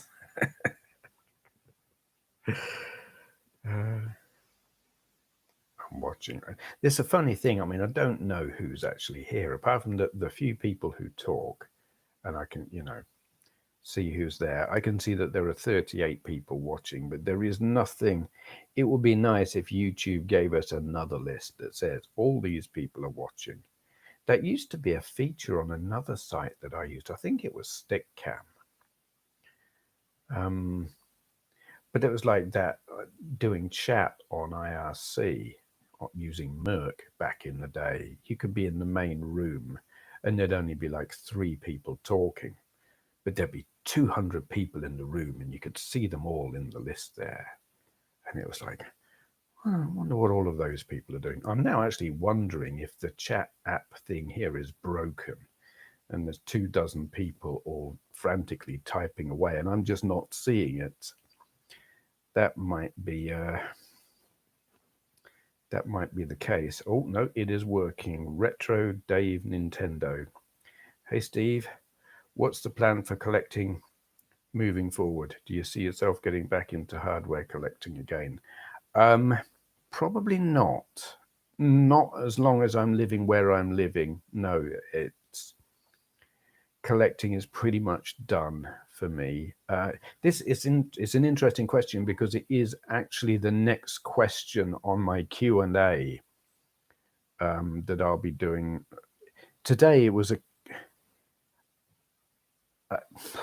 put a sentence together, Steve. Today I was either going to record a video like the Q&A section, or I was going to live stream, and it was a question of which is easier and which have I got the energy, because this takes more energy, but I can be less organized about it.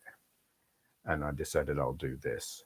But pretty much that is the question for is that the question? No, it's actually not the question. The question is related to that. So I will answer that. Do I see myself getting back into hardware collecting? Probably not. Unless I find myself with another job after lockdown that pays enough for me to rent somewhere bigger. Because I have no space in the place I'm living.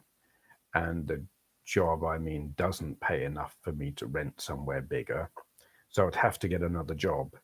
I like my job, though I wouldn't actually mind moving to Chesterfield. So I'm sort of looking at jobs in Chesterfield. No, I don't mean moving in here, but near here. It would make life easier. So probably not. And if I did buy more stuff, it wouldn't be lots and lots of things. It would just be the occasional item here and there. but no serious big time collecting. The Orse says, "What do you think about next gen Gran Turismo? Are you looking forward to it?" Um, I don't. I haven't read anything about it. I don't know anything about it. I don't know what they've got in the pipeline or what they've got planned. All I know is if they're going to do another Gran Turismo, it just really, really needs to be better than Gran Turismo Sport. Because while I still play that, I'm really only playing it because it's the only thing I've got that I haven't completed that still holds my attention a little bit. It's not nearly as much fun as it should be. The game structure is tedious. They keep adding new events. It's like, here's a new car, here's a new circuit, or here's a new event where you drive this car on this circuit that you haven't done before. But it's like, it's boring in a way that Gran Turismo was never ever boring before. And it's really hard to explain why, but it's lost something. It's lost its character. Gran Turismo Sport doesn't feel like Gran Turismo, and it's really disappointing. Whatever comes next has to be better than that, but I don't know what it's going to be. Um, Splendid Isolation asks, "Have you seen Elon Musk's Starlink satellite array flyby?" I haven't. No, I've seen pictures on Twitter where people have posted, and there's like dotted line going across the sky and saying it's one of his Starlink things. I don't even know what they are. I know he's putting up a lot of satellites. I don't know what they're for. Interesting, but I haven't seen one. I haven't looked. I'm kind of curious, but not enough to actually bother to find out.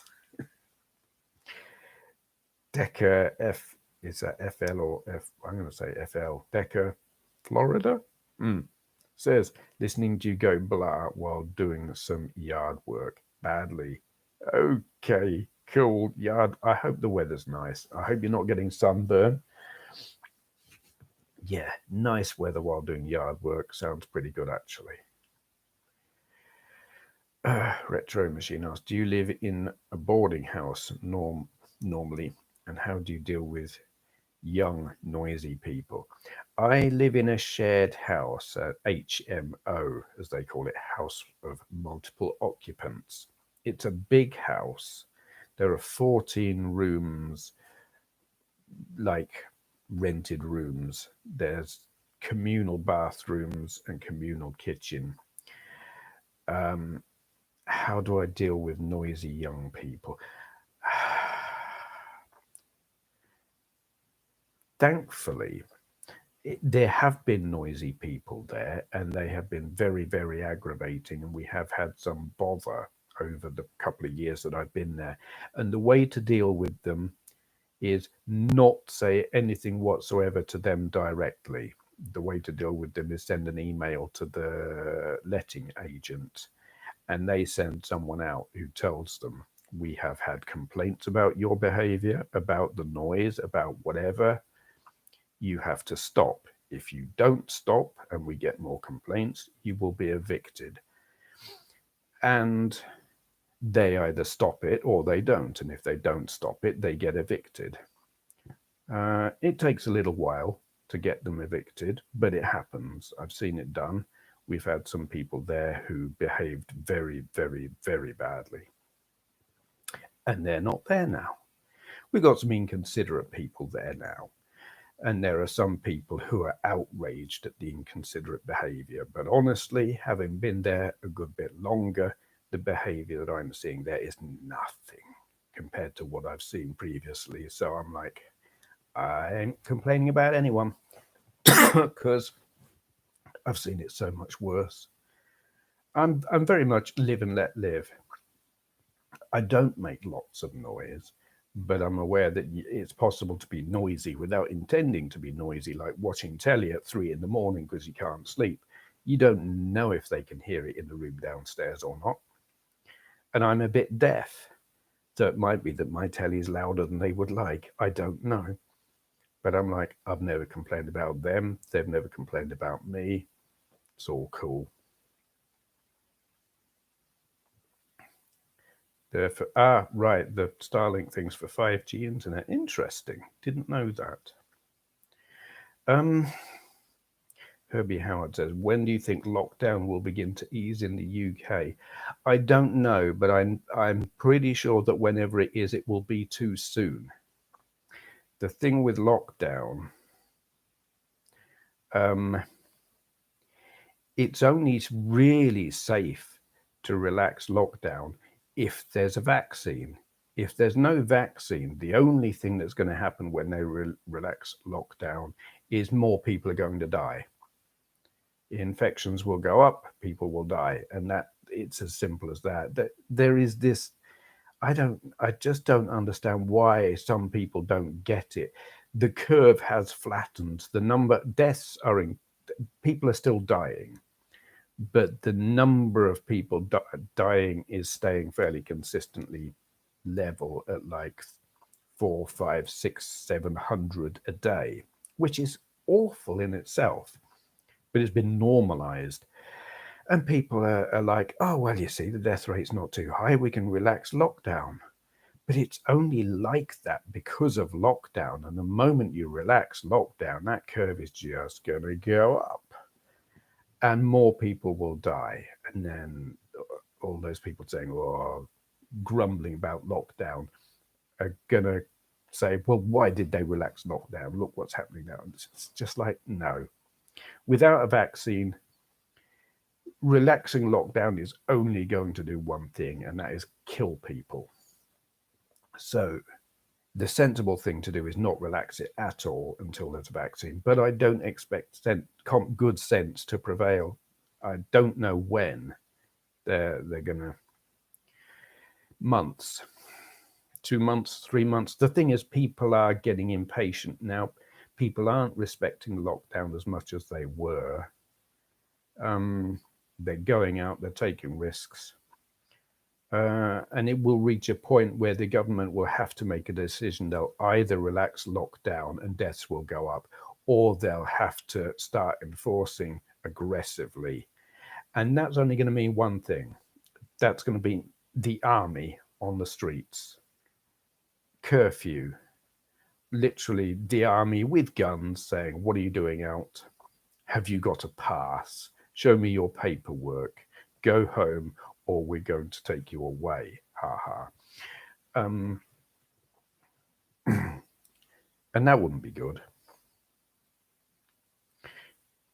FI, Finland, definitely no sunburn. No, I would think not. I've been seeing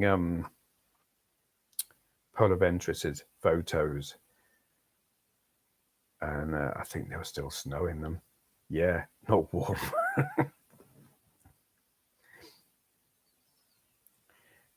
Eventually, he wants tens of thousands of those little satellites covering the Earth so as to provide always-on high-speed broadband wherever you are.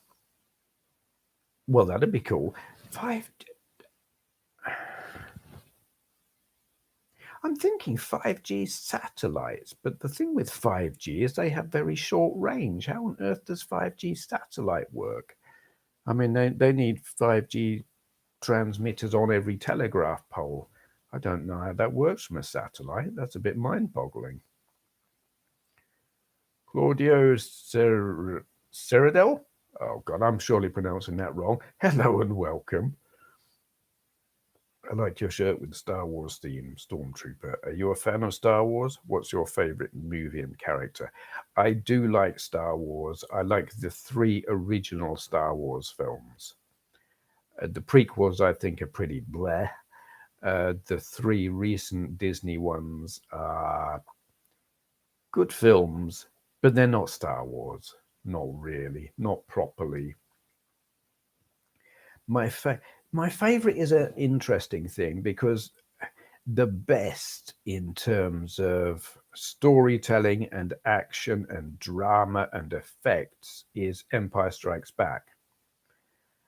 But I like Star Wars, A New Hope. It wasn't called A New Hope when I was a kid. It was just called Star Wars. and it was a standalone thing. Star Wars was Star Wars, and as a film, it was a complete unit. You had the whole story from start to finish, good versus evil. In the end, they blow up the Death Star, story over. And I like that self-contained nature to it. It's a complete story. So that's actually my favorite character. Oh, I don't know. Probably Han Solo, but it's all kind of predictable. Um, in my teens, I would have said Luke Skywalker, but these days, nah, Han Solo.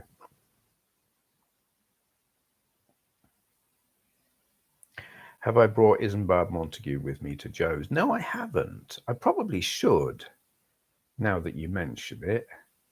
I was at my place today briefly to pick up some stuff. I should have grabbed him while I was there.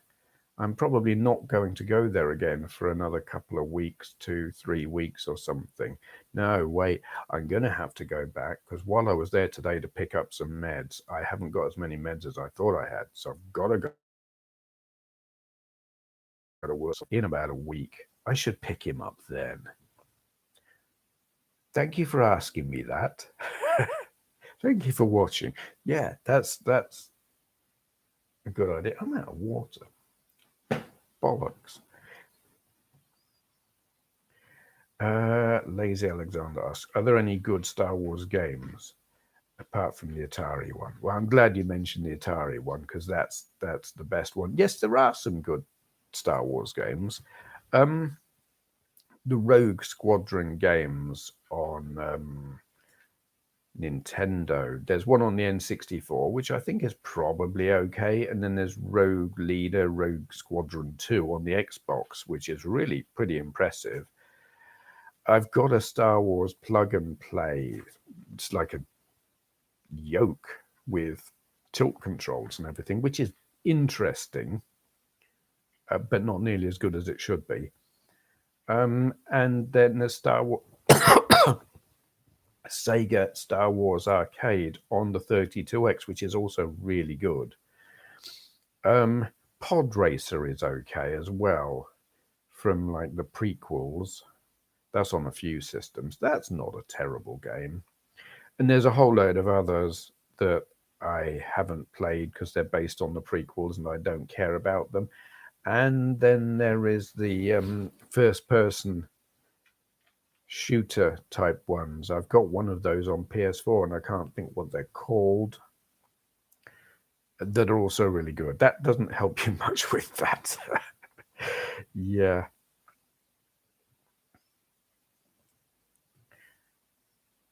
Lactobacillus prime. Hello, Mark. Greetings and welcome. Good evening to you. Leah, how do you pronounce that? It looks like Leah High 84. Apologies if I'm pronouncing that wrong. Hi, greetings and welcome. I am well. I'm losing my voice because I've been talking for a couple of hours now and getting a little bit of a headache, but I think I can keep going a little bit longer because people are still talking, so I'll keep talking. Splendid Isolation says, I don't know how they work specifically, but I think the term 5G or 5th gen is used loosely. Initially, they talk about satellite dishes for home broadband, then relays for mobile phones. That's interesting. I long for mobile broadband that you can literally go on the internet anywhere, that's affordable, because honestly, the I've got a MiFi device that uses 4G, and it's something like £20 and gives me 3 GB. Is it 3 or is it 20? It's not a lot. I think it was actually 20 GB, but it's like no, I can get through that in a night, and it's not great. They need affordable mobile broadband, uncapped. Did I play Elite Dangerous yet? And if I did, what did I think of it? I have, yeah, I've got Elite Dangerous on this laptop. I liked it right up to the point that I didn't, if that makes sense. I got really, really into it, and I played it a lot for a short period of time, and then I got distracted by another game. And then I came back to it and I'd forgotten everything. I forgot how to play it, basically, forgot all the controls, found myself with a cargo that I couldn't sell and didn't know where to offload it or how to offload it. I couldn't sell it. And I was like, I can't be bothered to find out. And I haven't played it since. I don't think I've uninstalled it, but I'm not inclined to play it again.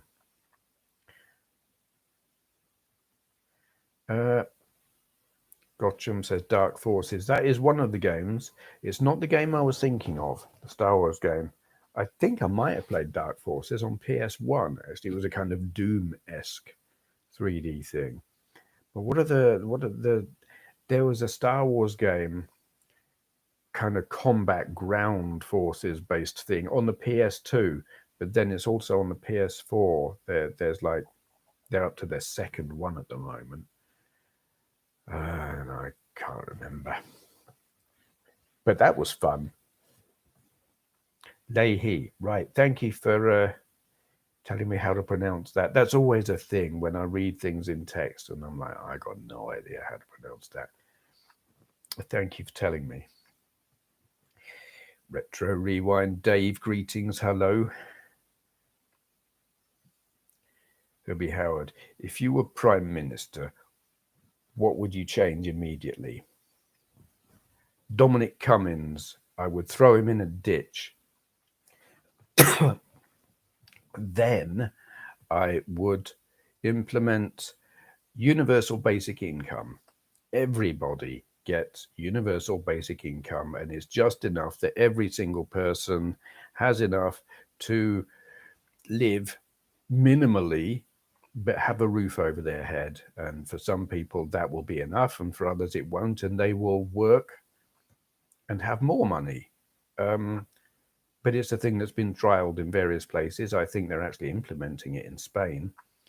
And there will be people who say, well, that's unaffordable and unrealistic and blah, blah. Well, when we've got a government that's giving billions and billions in tax cuts and tax perks and whatnot to corporations, no, they're getting more money free than basic universal income would cost. So bollocks to all of that. I like PS1 Phantom Menace game.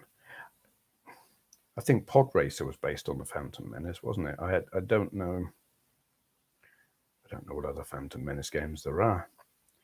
Perhaps you should get a fresh glass of water. Voice headache. It might make the stream more comfortable for you.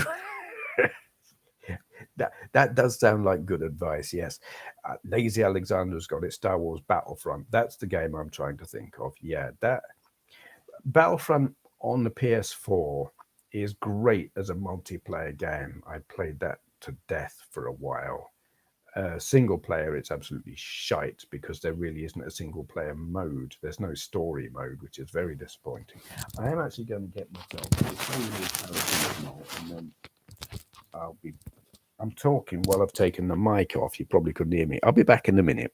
Getting a paracetamol. Yay, look, you can see other bits of the room.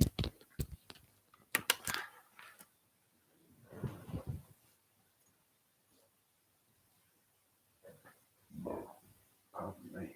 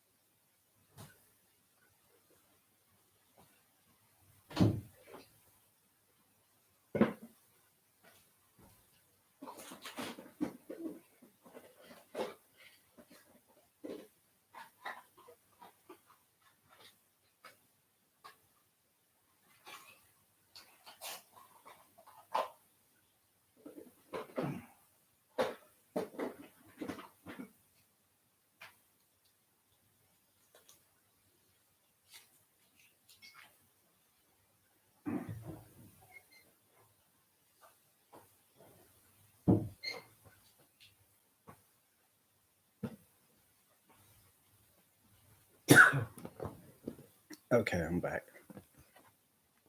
Let's have some light in here. It's getting dark.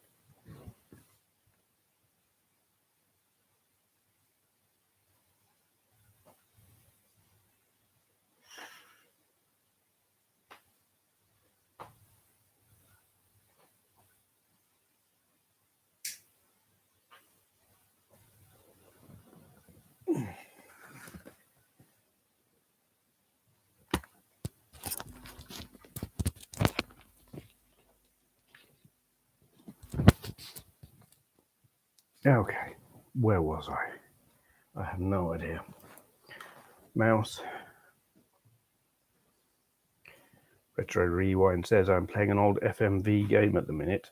I know they're rubbish, but I just can't get enough of the nostalgic bad graphics. Mad Dog McCree, Rebel Assault, etc. I played Mad Dog McCree on the CDI with the gun.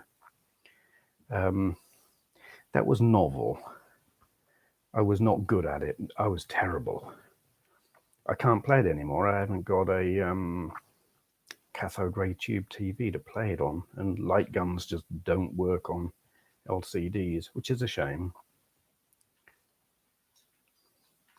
Vintage Views says, hi Steve. Hi Vintage Views. Welcome. Real rarity seeing Steve stand up. It's not, you just don't see it. I very often, not so much here because comfy sofa. At my place, the chair that I sit at my computer is uncomfortable, and I would spend much of my evening standing up, just kind of stepping from side to side and bending my knees and trying to get the circulation going because it was hurting my legs. Those FMVs are actually so bad that they're great again. Some of them. We didn't even know you actually existed below the waist. Mark, you've met me. You've seen my magnificent legs, albeit fully dressed magnificent legs, before anyone gets the wrong idea. You know I have legs. They've remastered some of the original FMV games with the original video quality, like Night Trap.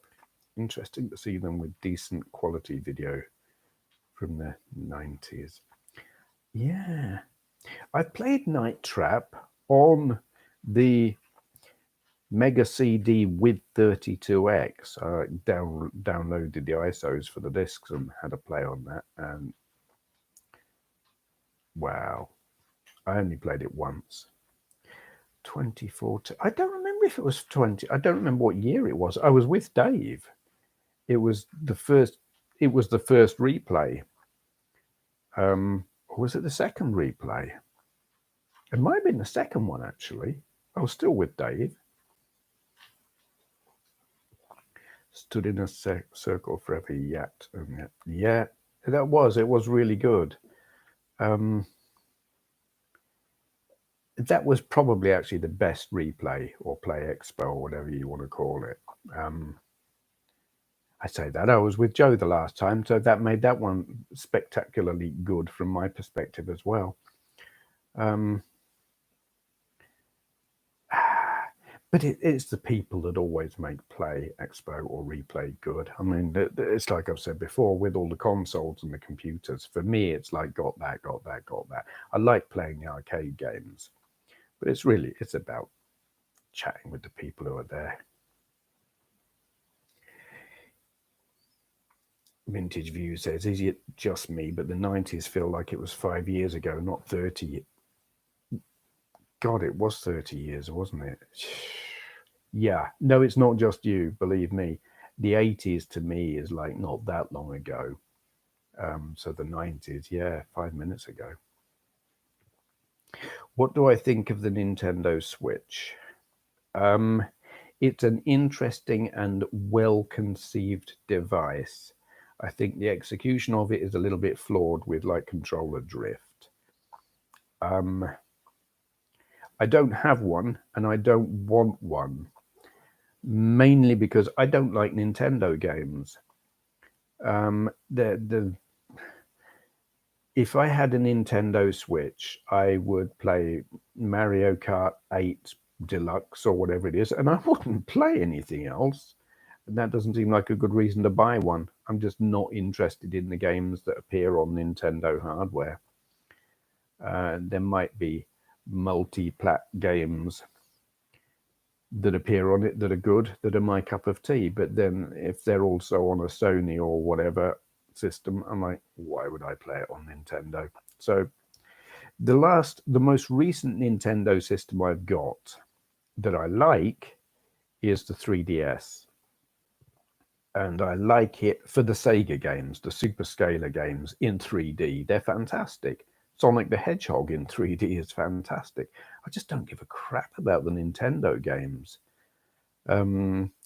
Super Mario 3D World, or whatever it's called, is really, really impressive and clever, and I really ought to play it more, but I don't, because it's got that something about Nintendo games that I just don't like.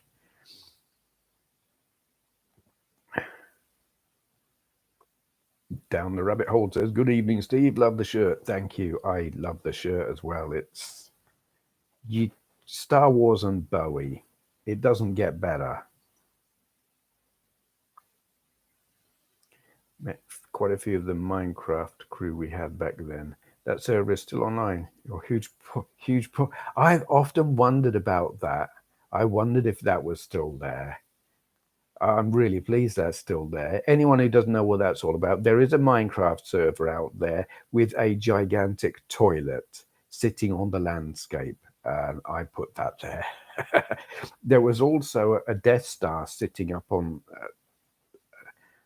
it was like on just a long, tall, narrow pole. And I don't know if that's still there. And I seem to remember building an Enterprise in a cave somewhere. It's like I dug all the way down to the bottom of the land until you were basically falling out the bottom, then went back up a little way and opened out a whopping great big cavern and built a Starship Enterprise inside it. I don't know if that's still there or if anyone's even found it. But it was a fun thing to do.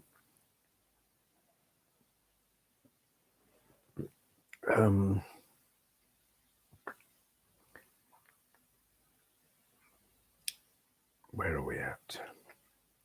Which video are you most proud of? You know, I have absolutely no idea. I've done around 2,000 videos now, and a great many of them I don't remember. I don't remember what I've done and what I haven't.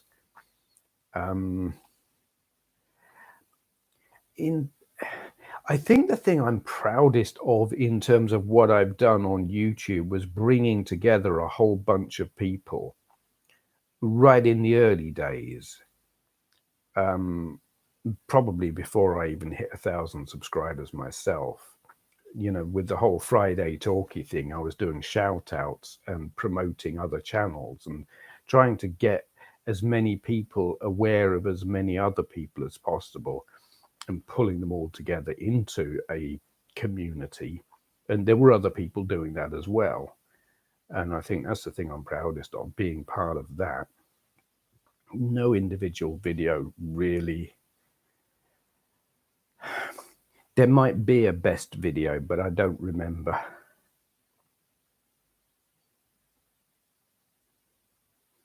Are you interested in the Final Fantasy VII remake? Not remotely. I don't do Japanese RPGs. I don't do Final Fantasy. The only Final Fantasy I've ever played was Final Fantasy X or X on PS2. I played it for about 10 minutes or however long it was to make a video, and I was not remotely into it at all. And I've never played another one, and I don't feel inclined to. Vintage View says, my 7-year-old loves the Switch, but as always, it's good for first-party Nintendo and not a lot else. Yeah, which is really why it's not for me.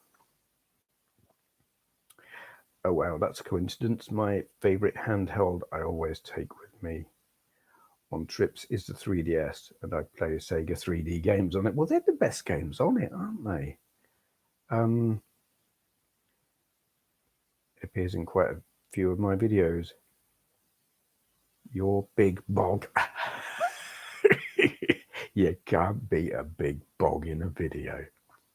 Submerged Enterprise is still there. I'm chuffed. I'm really pleased about that. I couldn't remember if I'd told people about it or shown it or anything, but I have a vague. I was sitting thinking about it recently and thinking, did I actually do that? Is that a real memory or just something I wished I'd done and the memory has become distorted so I remember doing it rather than wishing I'd done it? So the fact that it's actually there is very pleasing. It's not something I made up in my own head.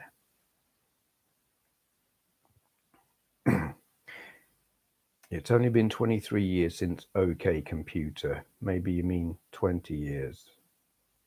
What are we talking about? Don't know. I love OK Computer, though. That's a great album. Found it. Tony Electric Adventures was on it for a bit. Dave Webster, Retro Gamer VX, or a bunch of the old YouTube crew. Yeah, Tony, I think, had just started joining that server when I was on there. That was where I met Erwin for the first time on that server. And who else? Mark was there, UK Retro Games, and Andy, obviously, who was running the server. And I can't, were there others? Who else was there? I don't remember. I mean, I was quite late to that party. There were already some very fancy things and stuff using redstone that I didn't understand at all. I think there was. Yeah, because you got that roller coaster thing going with the switches that you threw and stuff.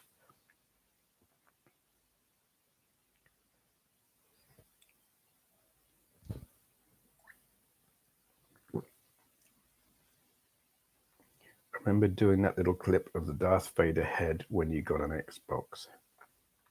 Yes, well, you turned me to the dark side, didn't you? And I think that was from, you did a video of Project Gotham. And I saw this video. This is Mark, Lactobacillus Prime. Anyone who's wondering who I'm talking to or about, Mark did this video of Project Gotham, and I was so impressed with it. I thought I've got to have some of that because I was completely anti-Xbox for ages. Didn't want anything to do with them. Saw his video and I was like, yep, got to have that. Bought an Xbox, played Project Gotham, and I think I started the video saying Mark's turned me to the dark side, and I got the Darth Vader mask on and everything.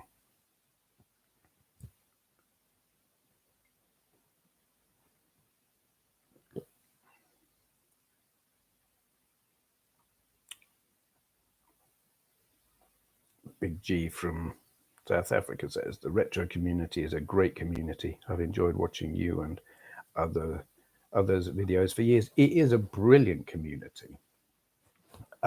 It's very, very different now from when it started. When I started out, people who are still in it now from there, right when I started, right what for me was the beginning, Luke Morse 1, Gamester 81, Pete Dorr, Happy Console Gamer, Collie UK, he's still about a bit, not uploading much, but he is still about. And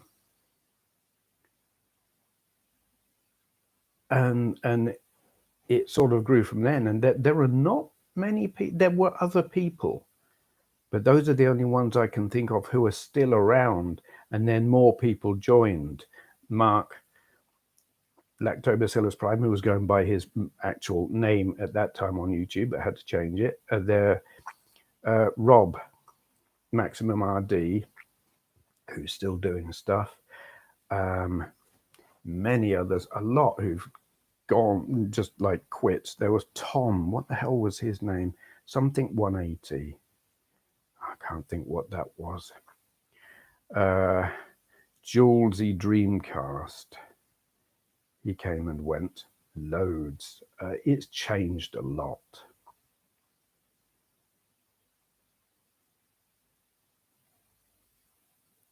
And he's still the dungeon master of the Minecraft server. Yeah, I see him tweet about it every once in a while. I'm really pleased he keeps it going.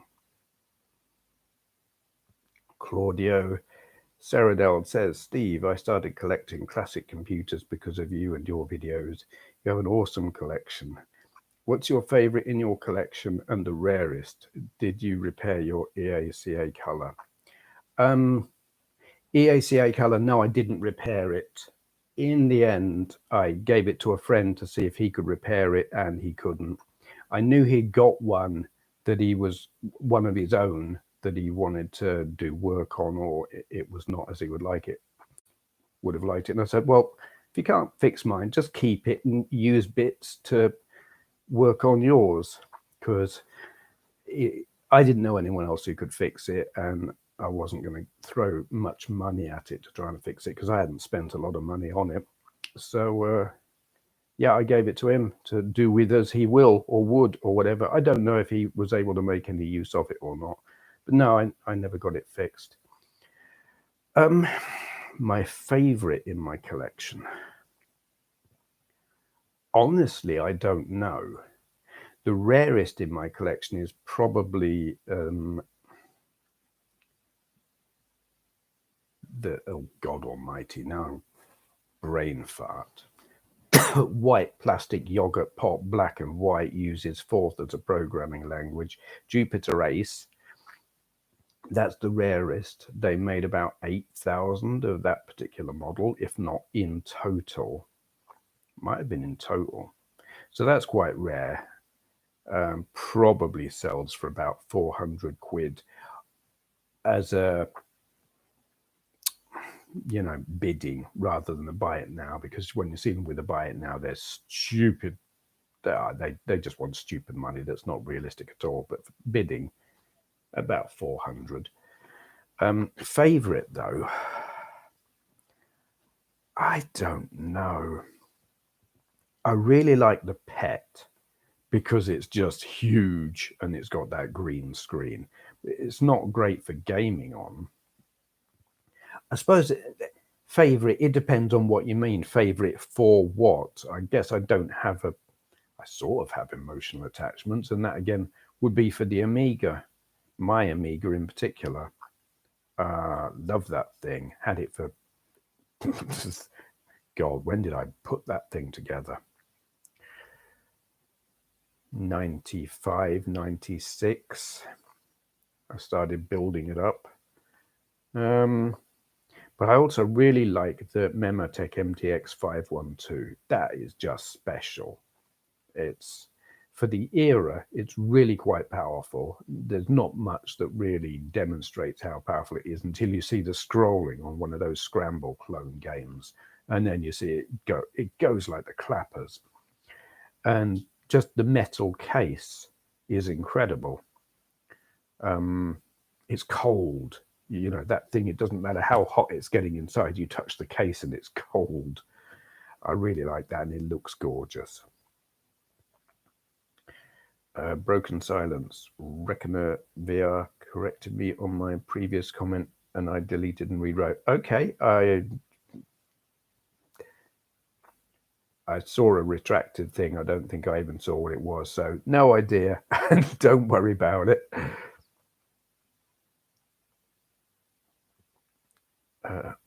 Where was I? Scrolling back. Sean Wolfenden says, good evening, Steve. Good evening, Sean. Welcome. Splendid Isolation says, the GPU in the new Xbox has more reported G-flops than a Titan X. People are wondering how Microsoft are able to do so much power for $500 all in, unless they're taking a loss on every console. Yeah, I've been, God, are they really up to G-flop? I remember when it was like M-flops, it was M-flop. My Amiga could do 39 M-flops, which was really impressive. I don't know. I mean, I hear little bits and pieces about the new Xbox and the new PlayStation and what they're capable of or not capable of and stuff. And I'm like, don't, it doesn't mean anything. It's only when we see them back to back on the table playing games, then we'll know whether they're any good or not. Eeprom 9 is playing Black Mesa. Cool. The new Xbox will probably rely on some remote processing and the hope they coop the money back off the live subs. Oh God, I don't want anything to do with that. But then I've got no interest in buying a new Xbox anyway. I'm like, I don't do Xboxes. For one thing, it's a community that does not have a lot of arseholes. Yes, that is true. The retro community doesn't have many arseholes. Back in the day, this was a thing I had it in mind to mention earlier, and then I sidetracked myself. There was a period many, many years ago when the community, before it had really properly found its feet and knew what it was and what it was about, there were how to describe it? There were a certain group of people who just tried to cause drama and were bullying. There were bullies who were victimizing other YouTubers, and this was quite a thing for about 6 months to a year. I got trolled for a little while by a couple of people, but there was these other people who were really quite nasty, who thankfully have all faded away. It was like, yeah, they got their little bit of attention and then got bored and went away. It's quite surprising looking at it now to see that that was such a thing. I mean, it wasn't just nasty comments in the comments. It was literally videos on YouTube harassing other YouTubers. That wouldn't, I don't think, happen now. I think YouTube have kind of clamped down on that kind of thing and would take videos like that down. But it used to be a thing. There was some very unpleasant stuff happened for a while. I don't remember the names of the people who did it, and even if I did, I wouldn't be saying them because people like that they just don't even need being remembered, never mind publicized. But yeah, that was a thing for a while. And I'm very glad we've gone a long way past that kind of thing.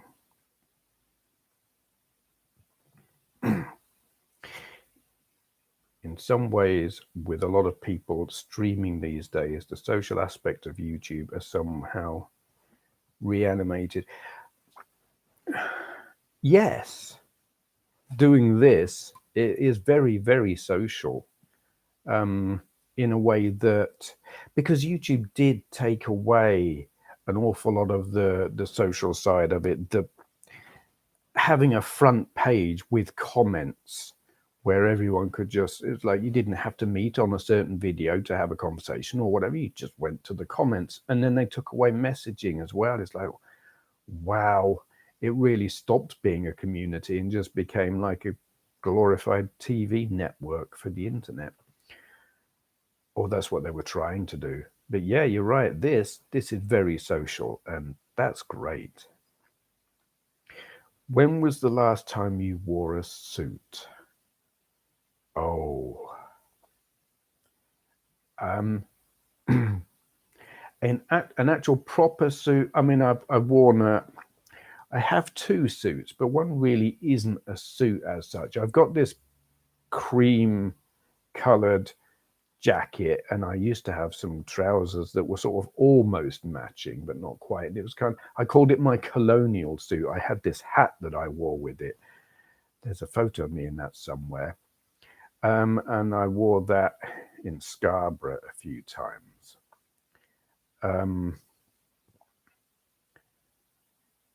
It's not really a proper suit, maybe doesn't count. Other than that, probably the last time I wore a suit was an interview. It was the interview I had with Mike Mahoney of Alligator Software when I was trying to get a job with him for the company that he was running as a web designer. Yeah, that's probably the last time I wore a proper suit. I didn't like, well, no, I wouldn't say I didn't like that suit, but it was a bit too formal for the situation, I think. I wasn't very comfortable. I don't like wearing a suit.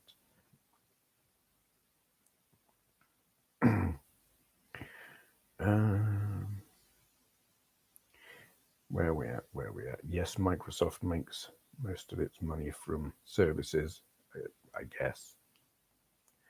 Roxmore. Hi, Steve. How are you this evening? I'm enjoying what the retro community offer, and it's great getting to know and meet people like yourself. Greetings. Welcome. How am I? I'm good. I'm losing my voice, but I'm otherwise good. Yes, getting to know people on here is the best part of it, isn't it? And like-minded people, actually finding people with an interest in retro games and all the geeky stuff that goes with it, and old consoles and old computers. You don't just bump into people like that in the street or in your typical workplace. Without YouTube, I don't think I would know anyone who was into it. I don't think anyone I know who's into retro gaming, I don't think I've met anyone outside of YouTube or certainly the internet. No one in the real world who's into it as a hobby.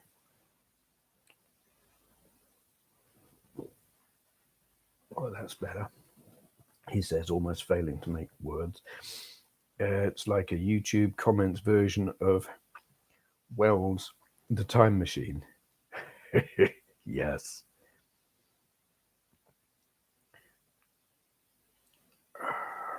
Scrolling back. I'm still around doing my own thing. This is EPOM 9. Still around doing my own thing. There just was no point doing gameplay videos in the end, as no one watches gameplay videos. That it is true, yes. Is making an impression with gameplay videos is bordering on impossible. I make them because I have an existing audience who will tolerate them. And I throw the Q&A videos on the end. That makes a difference.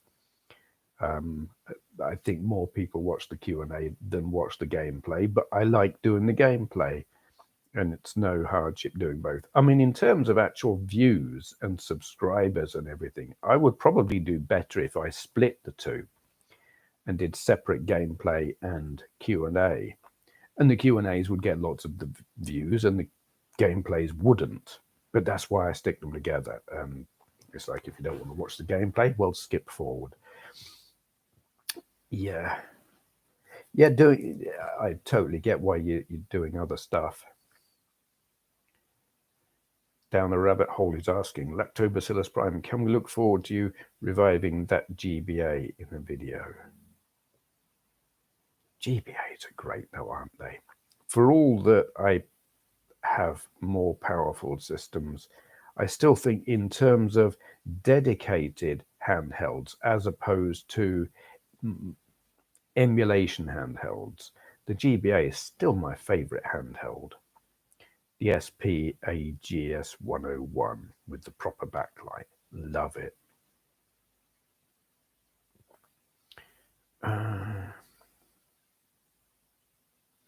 The what?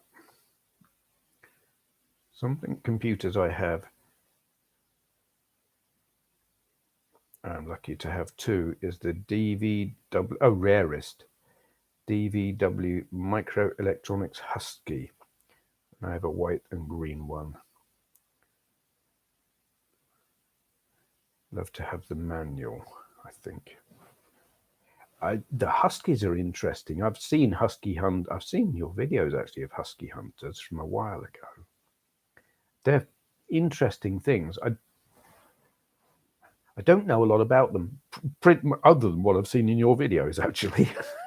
But I remember seeing Husky Hunters being advertised on eBay quite a bit and thinking, that's interesting. But because I don't really know anything about them, I never bought one. And it's a side of computing that I was never really into, so I wouldn't know what to do with one. But I do find them interesting.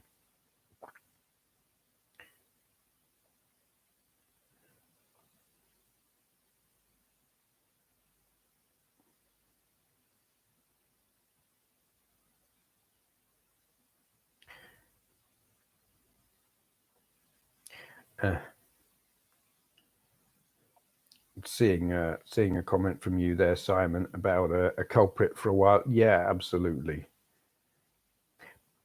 You miss video responses. Yes, video responses were really, really good. In our community, they were great because they were used properly.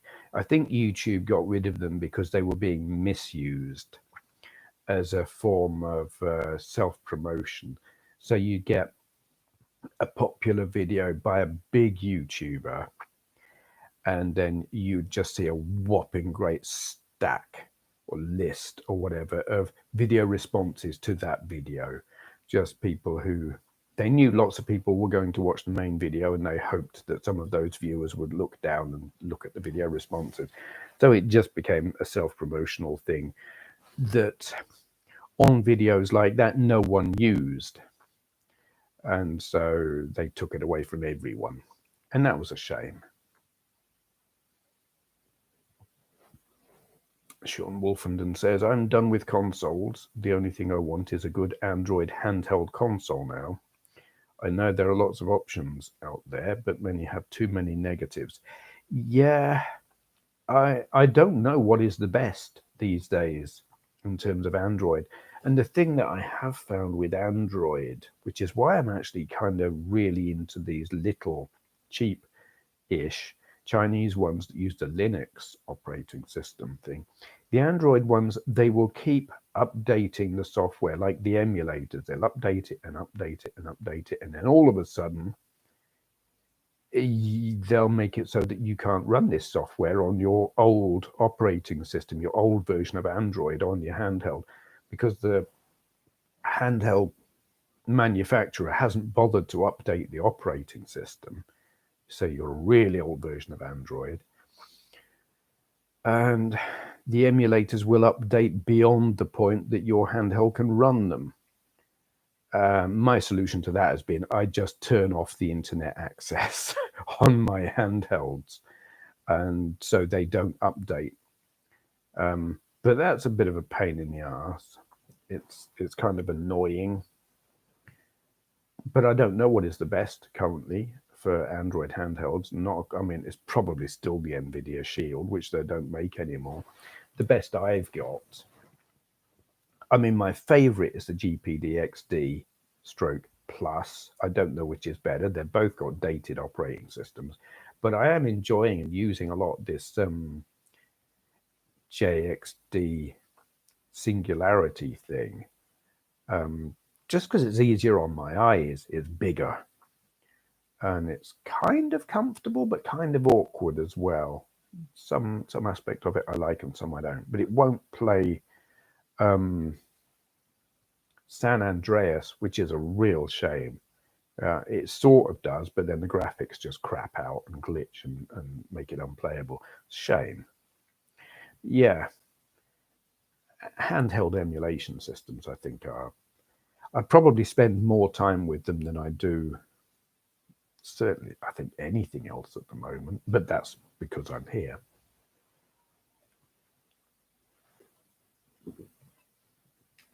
Broken Silence says, I mainly watch this channel to reminisce my childhood. 50. At the moment, it's nice to chat whilst living alone in these circumstances. I know what you mean. The avatar is 70s, 80s, anarcho band Crass, and not a swastika. I didn't think it was a swastika. I didn't know it was Crass, but I'm aware of Crass. They were like second generation punk. It was still punk. They were hardcore. That's it. Yeah. I remember hardcore being a thing. I like some punk. I like the first round of, I don't know if you call it first generation punk, because first generation punk would be like Iggy Pop. But I like the Damned, Susie and the Banshees. I'm not really a fan of the Sex Pistols, and I definitely don't like the Clash. But that era of punk is my cup of tea. The hardcore stuff I couldn't really get into. Having said that, I mean, Big Black might be classified as hard. I don't know. Probably not. But I suspect they might have come from that. Steve Alsop says, hi from just down the road in Mansfield. Greetings from just up the road in Chesterfield at the moment.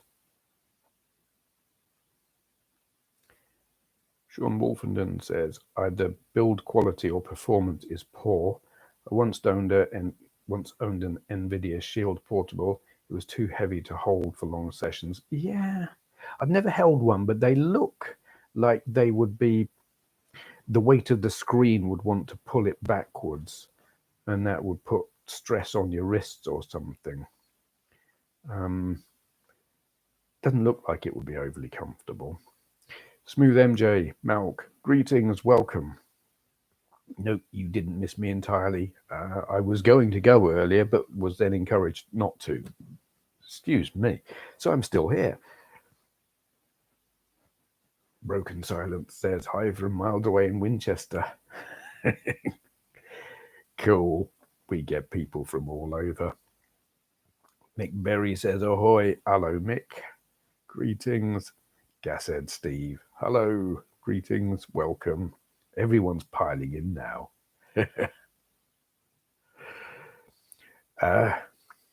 For Q&A. Is it true you need more for Q&A questions, Steve? Well, I can't put that as a Q&A because I can't write it down. But yes, I do. But put it in a... If you got anyone who's got Q&A questions, don't ask them in here. Ask them on the next video or the last video or whatever. I am running out of questions. I can probably look and tell you how many I've got left. Give me a moment. Where are we up to? 1, 2, 3, 4.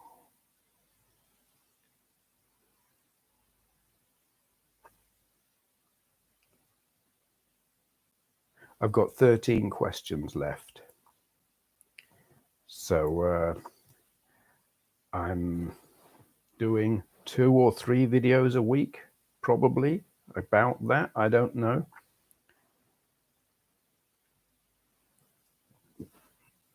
Maybe 4. I'm trying to do a video every other day, and if I don't do a video, then a live stream. Today's live stream was in lieu of doing a video, and I should really have done a video yesterday, but I didn't. But yeah, I've got about 13 questions left. So if people want to leave questions for Q&A, it won't take forever for me to get to your question, which I know has been an issue.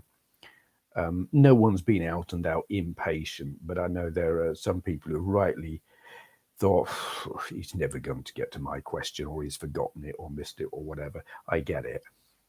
Understandable. Oh, what? Scrolling back. I learned a crazy amount about Husky computers due to my obsession with them. Someone even built an emulator for them. Well, that's cool. I've tried to publish as much detail about them as possible. Husky Hunter manual, that's on the internet, is mine. Well done, Simon. It is, I mean, sharing information on things like that, I think, is really cool, because it would be a shame for interesting bits of hardware to be lost to history or sitting in a collection somewhere, someone just like hoarding it and keeping it from everyone, sharing it and the details of it and the information of it and everything. It's what this is all about. Herbie Howard says, if YouTube spontaneously disappeared forever tomorrow, would you move to another platform to create videos? If so, which one? I don't know, is the short answer. If there was another platform that was acceptably functional, yes, I would move across to that. I'm unaware of any that actually do the job adequately. Other sites have come and gone that have tried to do it, and all have failed. Um, so, yeah, there are none that I have in mind where I can say, yeah, I'd go to that one because I don't know any. I've not had cause to look because this one's working. I would probably go and look if YouTube stopped working. If YouTube stopped working and there was no alternative, I still have a presence on other social media that I enjoy. And I would miss YouTube, but it's like I do other things. I would probably spend more time on Instagram and take more photos and uh, try and gain a bigger presence on there, if you like. I've got about 500 almost 500 followers on Instagram, which compared to most of the people I follow is pitiful. Um, I guess I'm just not that good a photographer or too arty, and people, it's like I'm not taking photographs of my food or parties or stuff like that. It's not full of selfies. I'm doing arty stuff. But then most of the people who follow me are also doing arty stuff. So I think most people on here wouldn't be interested in what I'm doing on there at all. It has been said actually that so a while ago, it was said that my photos made a certain person want to commit suicide. I was like, great, thanks, because they were so depressing, the photos. That did make me chuckle. Best games that pushed computers to the max or made the best of them.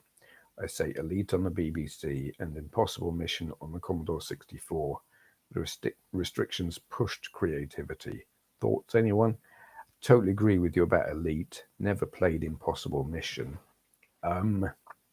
Exile on the Acorn Electron. Also, it's on the BBC, but the fact that they were able to do it on the Electron was incredible. And what's that game on the Atari? Thingamajig something Fractalus, where you've got the fractal landscape. It's not necessarily a really fun game to play, or I wasn't playing it properly, but that they were able to create a fractal landscape on an 8-bit computer blew my brain.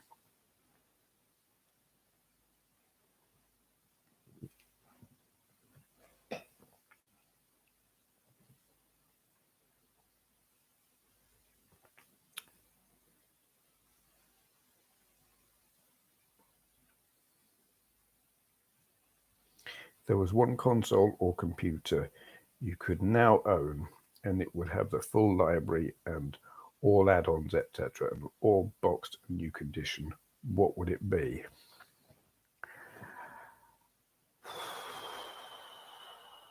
Oh, that's a difficult one.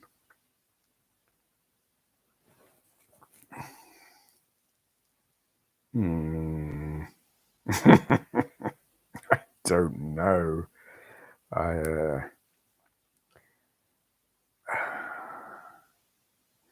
I honestly, I have no idea.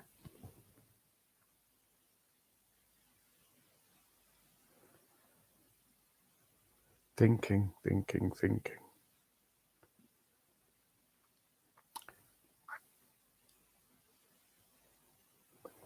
Okay, if it can have all the add-ons, Mega Drive with the Mega CD and the 32X, Menace, a light gun. Yeah, give me all the add-ons and all the games. I would go for the Mega Drive. Oh God, Eat from Nine's just discovered he's left the oven on. Was it heating up or have you cremated your dinner? You were doing dinner, weren't you? That's not good. um, just wondering, how far apart do you and Joe live? Does the distance pose a problem? We live about 16 miles apart. it's not really a problem. It means maybe, I mean, it's not a problem at all at the moment because I'm staying here, but it means I'm maybe not here quite as often as I would be if we lived in the same town. It's like if I could get a job in Chesterfield and find a room in Chesterfield as big as the one I'm in for the same kind of price as I'm paying, with similar kind of conditions and whatnot, I would move to Chesterfield and we would see each other a bit more, and that would be nice. But the distance isn't a major problem. I don't mind. It's not an unpleasant drive. It takes about 45 minutes.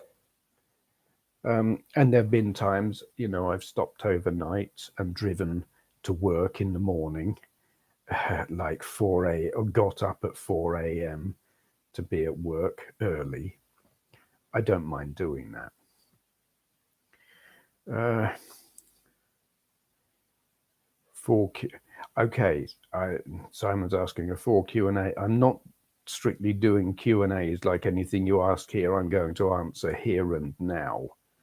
I'm not going to do it in a Q&A video because I'm just not. Was there anyone you shouted out that you regretted shouting out, and why?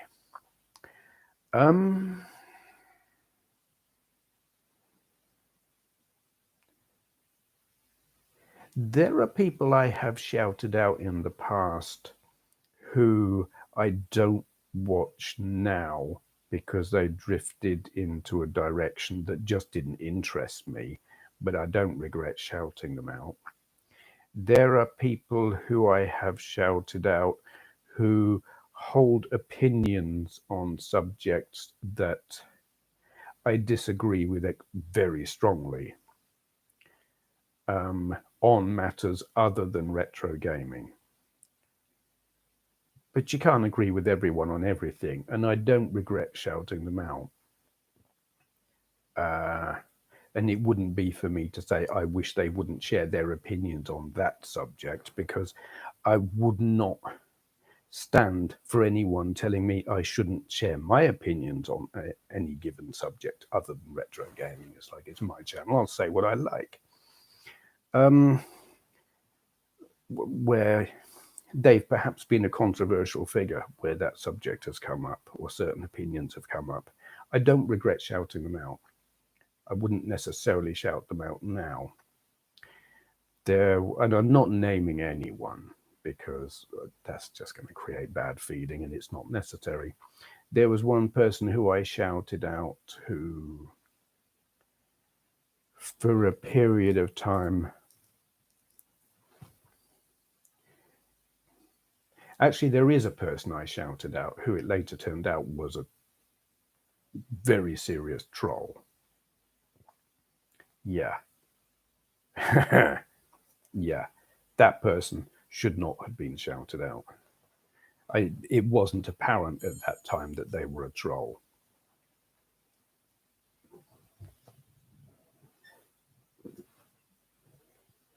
Yeah. So yeah, there probably one person who I regret shouting out. Others who are like, yeah, I don't follow what they do anymore, but it's like, no, I don't regret. Crass weren't really hardcore. They were anarcho. They wrote a song called Punk is Dead, but the audience was still punk. Fast stuff and some quite avant-garde stuff. Preferred the jam, really. I don't think I've actually heard Crass, so I don't know what they sounded like. I didn't like the jam at the time, but I like them now, or at least the singles, the stuff that I've heard. I don't know what their albums were like. Yeah. I think I was only really aware of hardcore after the fact. Though Joe was really quite into the whole hardcore scene back when it was still the scene. Her musical taste is quite different from mine. She's into metal and hardcore punk and more current punk stuff that's described as punk in recent decades that to my ears isn't punk at all. It's just American guitar pop, but it gets described as punk. So she likes all of that, but it's mostly metal. But yeah, she kind of grew up with the hardcore scene in Chesterfield and is far more aware of that kind of music than me. I'm still smooth MJ saying I'm still jealous of that comfy sofa and chair set. Looks amazing, but also like it would boil your back in direct sunlight. It probably would. It's not in direct sunlight, thankfully. Um, when I'm sitting further over, I'm on the sofa now, where before I was in the chair next to the window, and the sun did start coming in, and I was getting very hot. I am now completely at the other end of the room, not by the window. It is comfy. I have fallen asleep on this sofa before.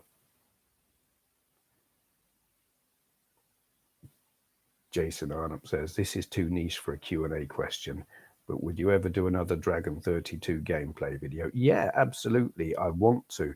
The problem I have is my Dragon 32 doesn't like displaying on my LCD TV. It wants a cathode ray tube TV. What I need to actually get for it is a SCART cable and see if it will display better on that. I think also it will display if I plug it into my screen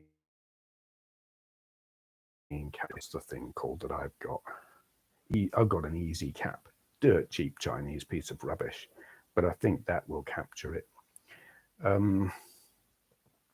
Yeah, I want to. I think I still have more Dragon games on tape as well, but I also downloaded a load of stuff. I think I did all of those, but I've got like a tap to WAV thing now. I'm pretty sure I can download Dragon games and play them on it from my phone.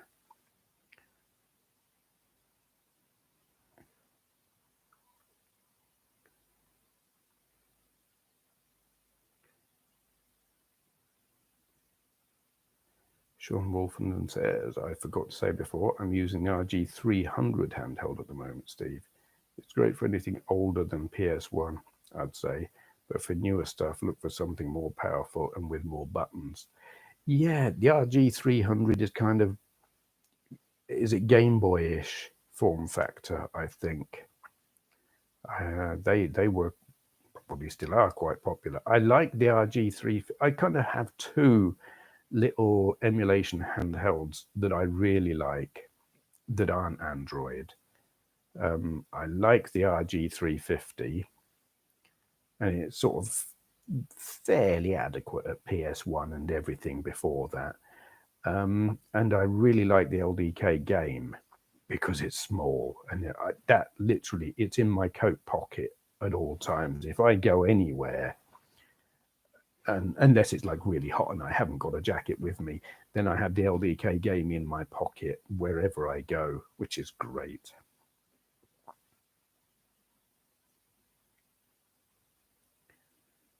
Squirrel Napkin says, I loved the mannequin photo. Yeah. Some people didn't get what that was, which I found interesting and amusing.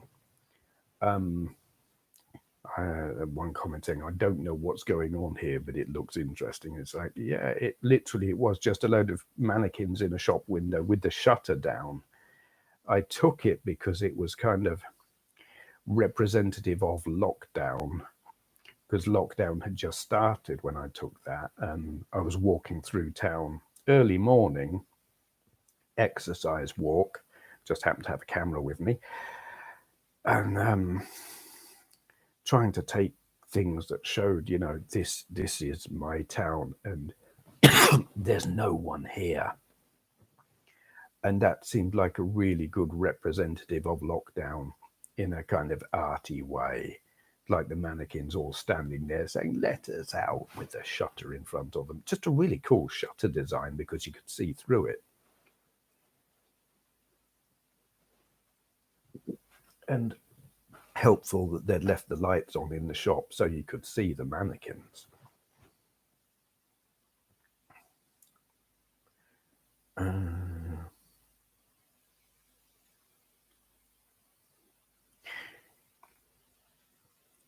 just been looking at some sold retro prices on eBay, and they're insane. Who can buy the stuff?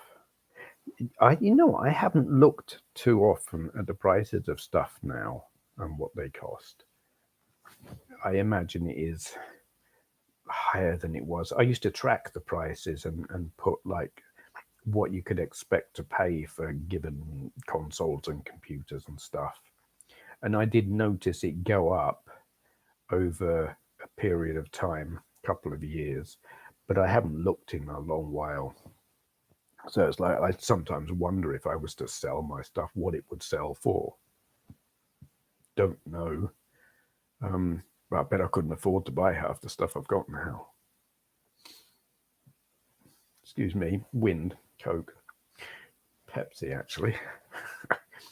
Eprom9 says, your current digs remind me of uni accommodation. If you watched my videos back then, you know how cluttered my uni room was with computer equipment. Yeah, there is something kind of uni-ish about it, and certainly in the way that people treat the place. My room is quite big. I've got lots of shelves in it, and everything is stacked in. And it is a big room. So I'm able to fit a lot of stuff in there. It doesn't leave a lot of room to walk around, but what it is tidy. It's organized. I had a woman from the letting agency come in and do a room check, and she complimented me on how organized my room was, given all the stuff I'd got crammed in it, which was pleasing. Herbie Howard says, was there ever a point in which YouTube could have feasibly been your full-time job? No, never, which is a shame, because if it could have, I would have loved it. It's never made enough money for me to live on.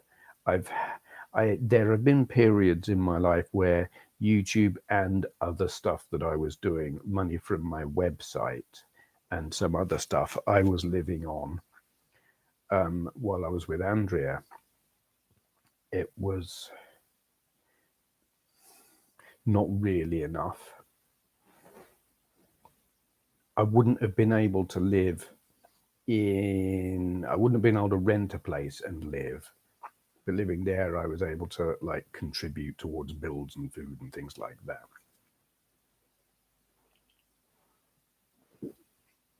But YouTube on its own, never enough. And the thing is now, my subscriber count goes up slowly, but the view count doesn't go up, and the actual revenue, ad revenue, goes down. It doesn't matter if views go up. I'm making from YouTube pretty much the same monthly amount now as I made when making money on YouTube first became a thing. It's literally hasn't changed. It doesn't matter what all the other numbers are, the monthly amount hasn't changed. I remember thinking when I started getting ad revenue, I was at about 2,000 subscribers, and I remember thinking, when I get to about 10,000 subscribers, I'll be able to live on this, and that'll be great. Here I am at nearly 20,000. I'm not making any more money now than I was making then.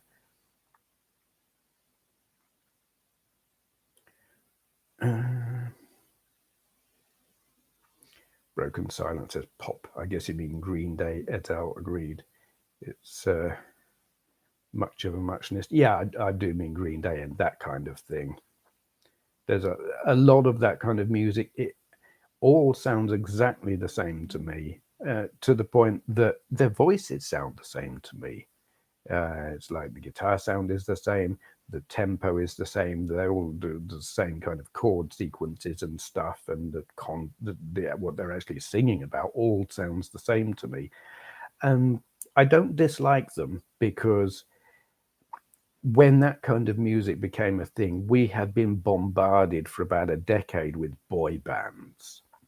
And I think boy bands started to not sell as well, and the record companies realized, well, we need something different then. Okay, look, this kind of stuff is a thing now. And they just signed up tons and tons and tons of this guitar pop, punk, whatever. until there were lots and lots and lots of them, and they all sounded the same, just like all the boy bands sounded the same. But it was a better kind of sounding the same, so I didn't mind.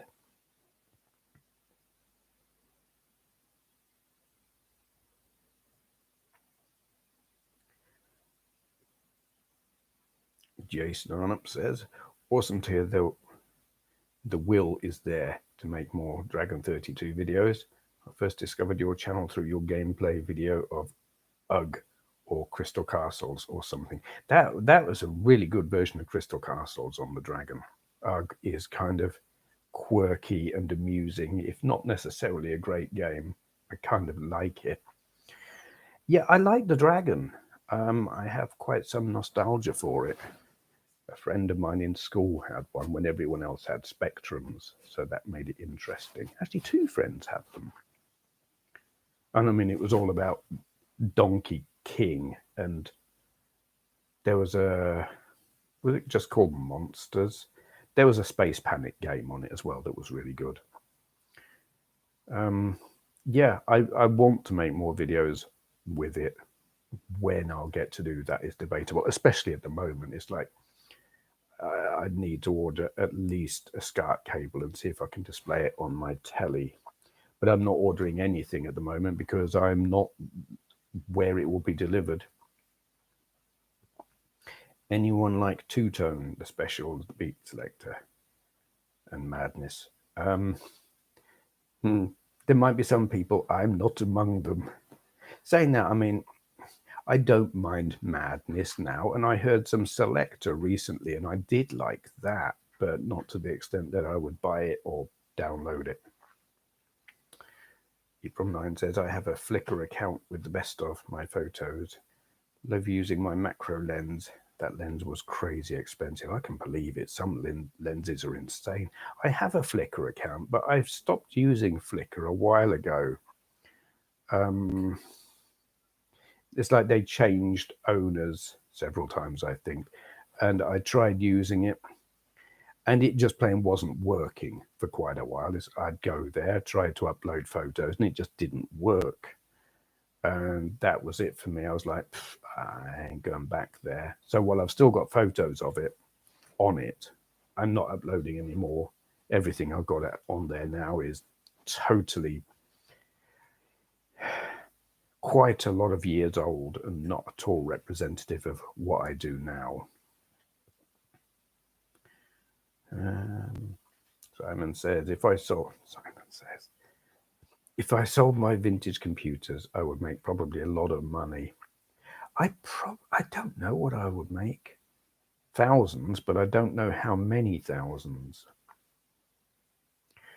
Gone are the days you could get 2600 games for 50p. Yes, indeed. I remember those bargain bins. I'd already got rid of my 2600 by then, but I do remember.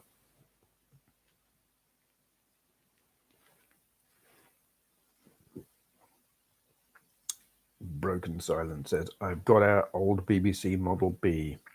Immaculate. Not sure it's worth that much, and apparently it's worth replacing all the capacitors and PSU. One day I'll fire her up. I do need to get the capacitors replaced in my Beeb. They go, and when they go dramatically. I don't think that necessarily kills the computer, but when they go, you do know about it. They will fill your room with white smoke. I've probably got a lot of systems I should get recapped.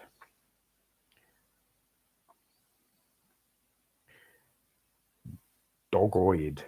Am I saying that right? I hope so, because it's kind of a cool name if I am. Says, in school, it was either Amigas or Archimedes. When I was in school, it was Research Machines 380 and 480Zs. Yeah, Link 380 and 480Zs. Scott Moore says, keep safe. You too. Thundersqueak is here. Hello, Jesse. Welcome.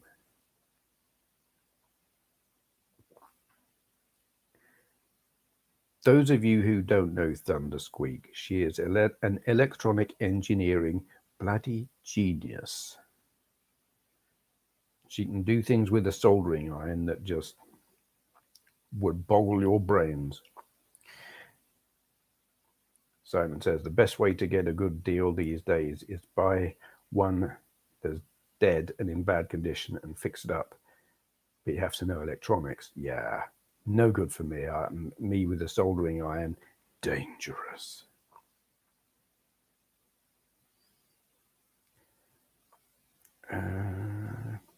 I had a box Dragon for ages. Had to sell it when my second son was born to buy baby stuff. Priorities, that's the responsible thing to do, even if it's absolutely criminal.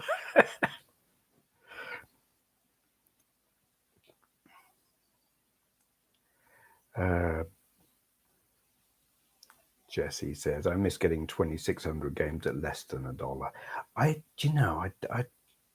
think the cheapest I ever got a 2,600 game for was about £7. And I was really pleased when they were that cheap.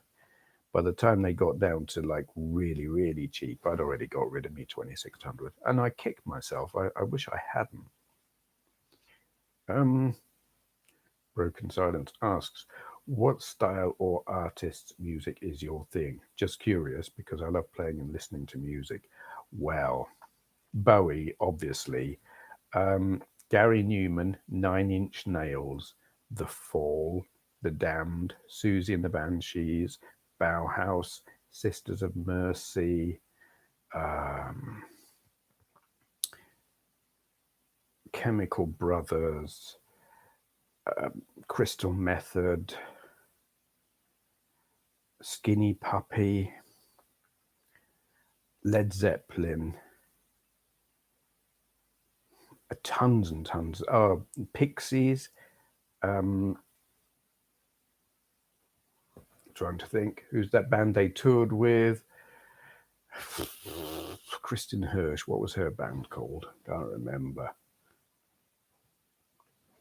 Yeah, lot of stuff. Mostly kind of alternative rock from the 80s and 90s.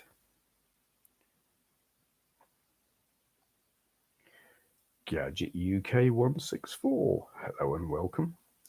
I would have sold my second son for a boxed Dragon 32. Just kidding, he says. Or are you? I think my Dragon actually. I'm pretty sure I still got the box. I think my Dragon is boxed.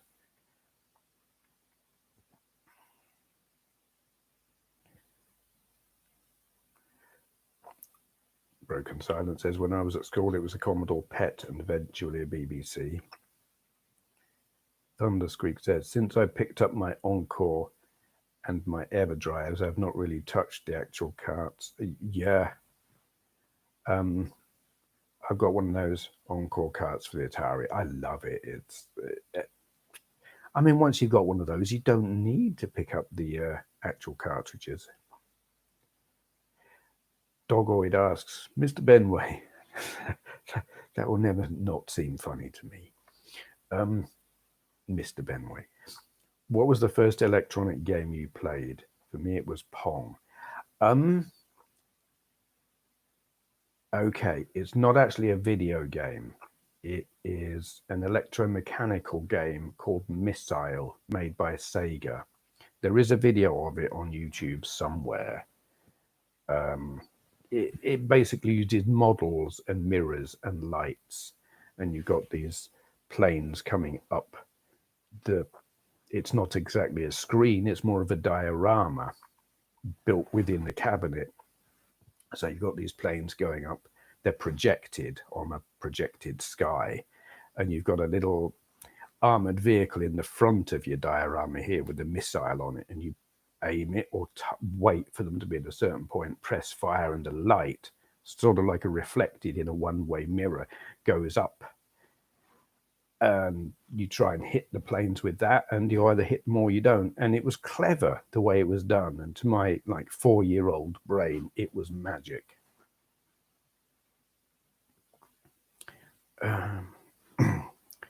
Thundersqueak says, most of my electronics in-house are second-hand that I purchased broken and then fixed. Yeah, Jessie fixed a Spectrum that I sent her because she wanted a Spectrum, and I was like, well, I've got this here that sort of works, and sent it to her, and she fixed it. Did you? And the motherboard as well. I know you got one of them working. I don't know if you got that motherboard working as well or whatever. Yeah, impressive electronic skills. April 9 says my IBM 5150 would be worth the most as I have restored it to fully operational condition. I have a whole video series going through the process of getting it going. Finally got it to boot to MS-DOS in 2018. I'm not really familiar with the IBM machines. I don't know a whole lot about them. Being an Amiga person and all of that, it was like PCs. I didn't pay them any notice. I'm going to turn the light on in here. It's getting too dark. Bear with me.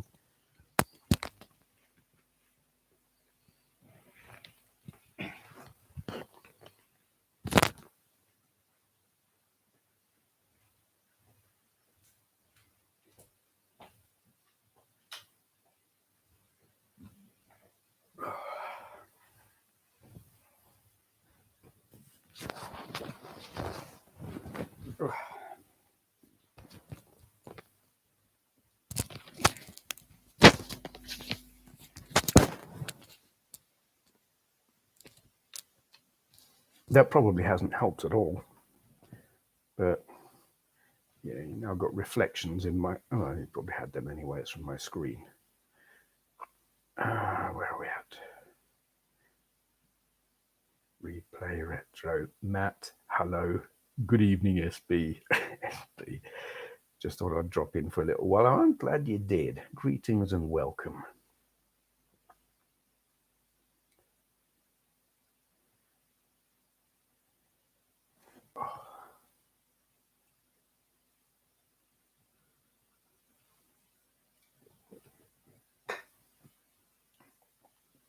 Where are we at?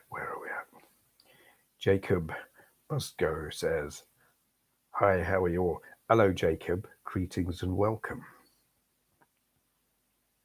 Oh, I've missed some here.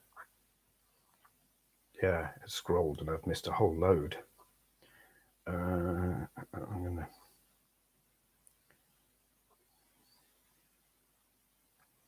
Sean Wolford then says, have you not thought of putting your unused consoles and computers into a secure storage locker so you have more space in your room?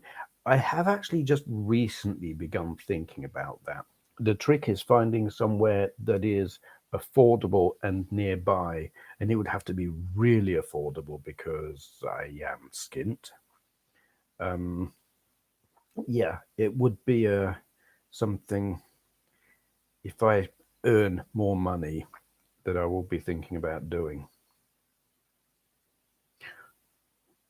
Orbital. Do I like Orbital? I like some of their stuff. Yeah. Not to the point that I could name any songs of theirs that I like. But yes. Wait, did Orbital do style? Bagpipe style in particular. I think that was them, and I do like that. John Fox. I do like, well, I like Underpass. I think that's a fantastic song. I don't know about any of his other stuff. Do you get people who price gouge on the dead stuff? Oh, you do get people who price gouge on the dead stuff. Yeah, I'll bet. I've never seen the Dragon 32 over here. Everything is Commodore, Amiga, Atari. Yeah, the Dragon 32 is Welsh, but obviously they did sell them in England. It is basically it's a Tandy Coco with some modification. Well, the internals are based on the architecture is based on the Tandy Coco. There are modifications that mean they're not directly compatible, but it's pretty much the same thing, but in a different case with a different keyboard. But really, if you played Coco games, you've played Dragon games.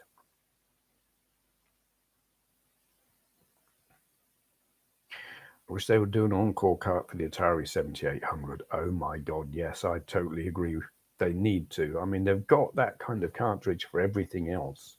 Why isn't there one for the 7800? I just don't know. Sorry for the late replies. I have to pause the stream. I owned a BitBoy Pocket, which is similar to the LDK, but I sent it back as the SNES performance was rubbish. Yeah, I've heard that about the BitBoy stuff. I haven't bought any of the BitBoy handhelds because everything I've seen about them says they're not that good. Certainly the earlier ones. Did you see the 2600 keyboard expansion picked up last time? Forgot if I showed you. I don't. I don't know. You might have. And something's ringing a bell there. But if it was at stupid o'clock in the middle of the night or the morning when I've just got up, which is when we seem to have conversations, I'm either just going to bed or just got up. I'm the 2600 keyboard thing that comes to my mind is the Spectra video, which I always wanted one of them back in the day. But I'm not sure if that's what you'd got.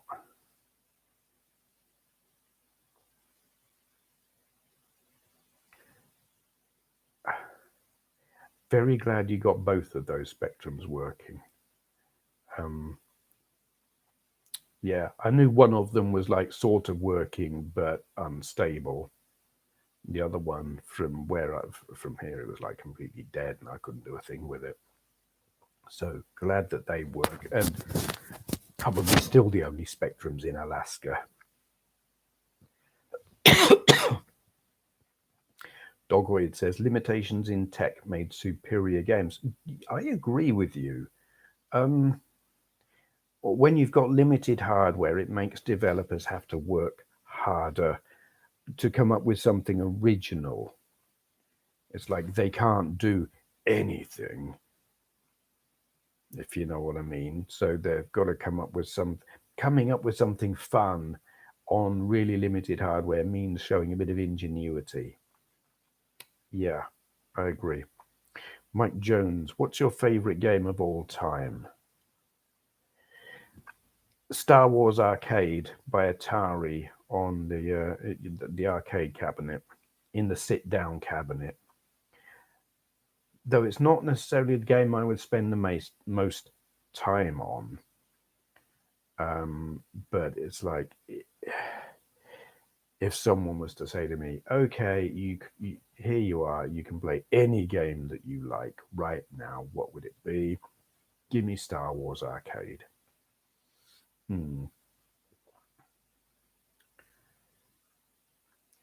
Gadget UK 164 says, "Do you have a PS4 or Xbox One, and will you get the next gen?" I have a PS4. I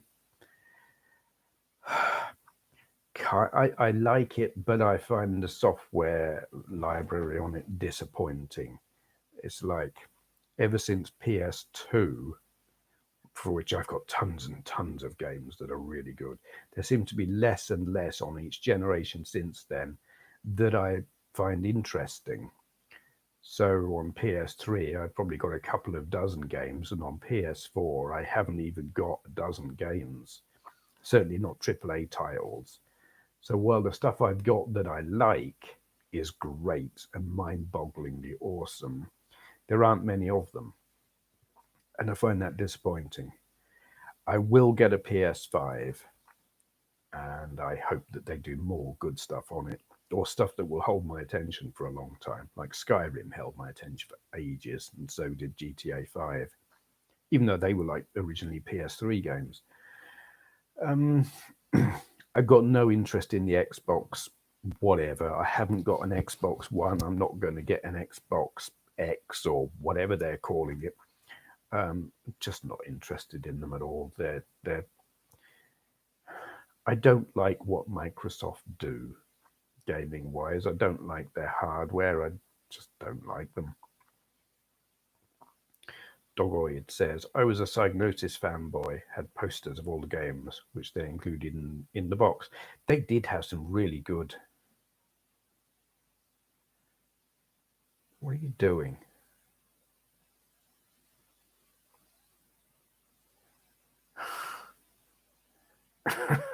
Dogoid's having a bit of a... Okay, stop that.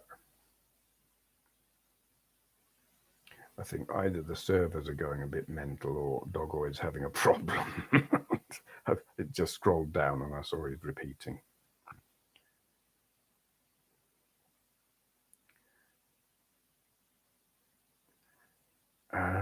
I was looking at getting an Electron myself soon. It's pretty much a cut down BBC, isn't it? Yeah, it's very much a cut down BBC. The BBC is superior. It's also a lot more expensive and probably a lot more likely to break.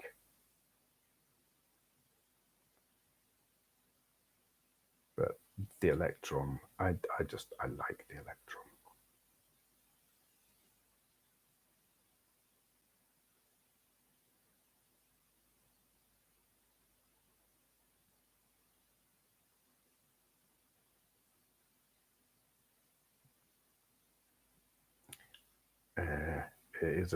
Thundersqueak has a Spectra video keyboard add-on for her Atari. I'm not going to use the word jealous, but I am a bit envious. I really wanted one of them back in the day when I still had my original Vader.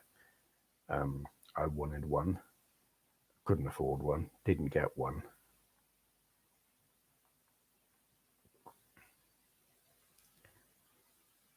Now they just throw in saying 3D models at the hardware. I think I've missed something. You had to innovate. Yeah, oh, I see what you mean. Yes. Yeah, game developers had to innovate to make a good game. And now, yeah, it is. It's all just like lots of 3D models and programs.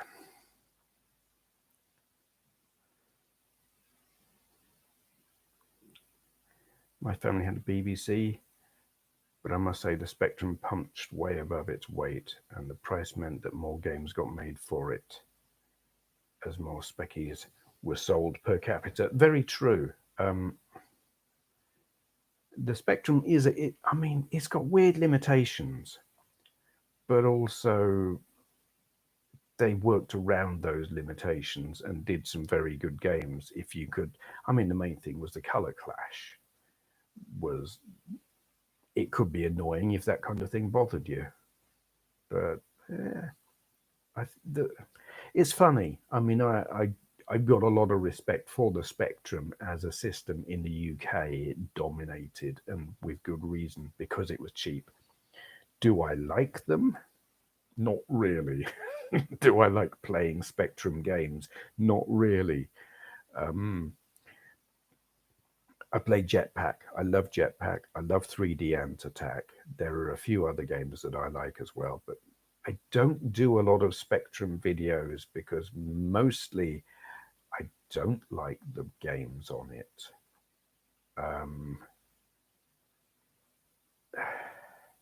Yeah, and the same with the Commodore 64. Again, I don't like the games on them all that much.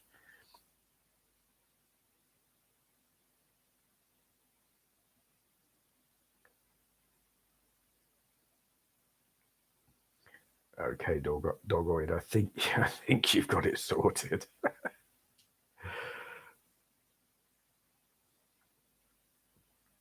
We play retro. Like me, you've covered the background of lots of systems over the years. Which system did you find the most interesting? Not necessarily the best, just interesting. For me, it was the Gizmondo. I think it was the MTX 512. Spectra video. No, that wasn't MTX. Brain not function now. Spectra Video did the that thing that Tony's got, the SV. God, I can't remember the name of it, the number. Anyway, the MTX 512. There's a story behind that and how it was like government funding and all kinds of hoo-ha. And I don't remember, but I remember researching it and finding it interesting. Rumors are Microsoft are about to buy Sega out. I had no idea, and I've heard nothing about that, but that would be interesting. Probably be quite tragic as well, actually. Yeah, uh, I don't know that that would be a good thing.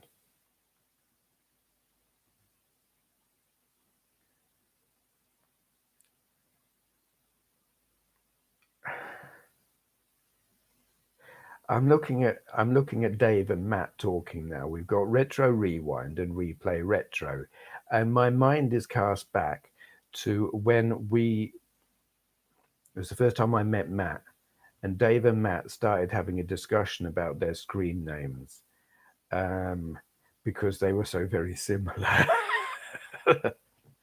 And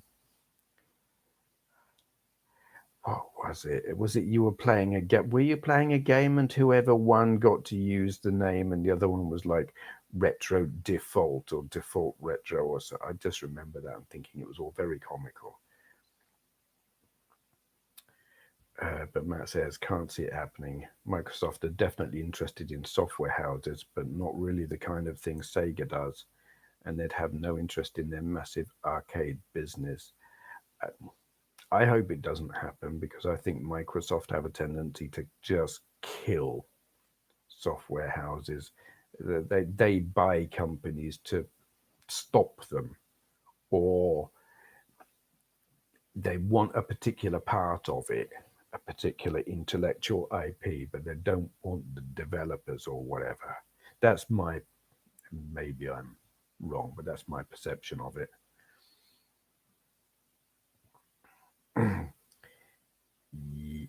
God, how am I going to pronounce that? Yasin RGG90. Steve, order pizza, yay or nay? What, should you order pizza? Uh, yeah, but I'm not going to. Still not dark here down in Kent, says Splendid Isolation. It's not entirely dark here. There's still light in the sky, but it's not casting enough room in here. Have you ever played Goat Simulator? Says Lego Grand Prix. Yes, not on the PC. I played it on Android and find it a little bit clunky. I find the idea of the game more entertaining than I find the game itself. I don't know if I'd find it better on the PC. It's definitely a little bit clunky in the controls on the PC.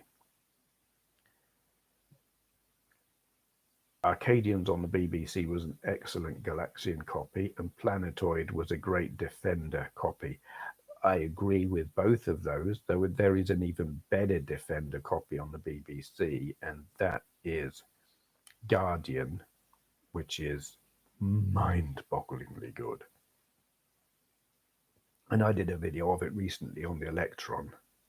Memotech stuff is blooming expensive these days too. Yes, Memotech, that's who I was trying to think of a minute ago, who did the MTX 512. Yeah, I I haven't even looked at the price of the MTX systems recently. N Clunk, what's your favorite animal? Cats or dogs, but I couldn't tell you which. I love both of them in entirely for entirely different reasons and in entirely different ways. Where I live, I can't have either of them. There are cats here, which is great because I like having animals around. Dogs are more demanding and can limit your life more. But on the other hand, they're, I think, more satisfying if you've got a good dog. A good dog is such a fantastic animal. Spalding Game Shop. Yes, it was. It was Spalding. I don't remember the name of it. And I don't remember exactly the name of the guy who ran it. Someone Murphy, but I don't remember his first name. I don't remember who won that discussion either.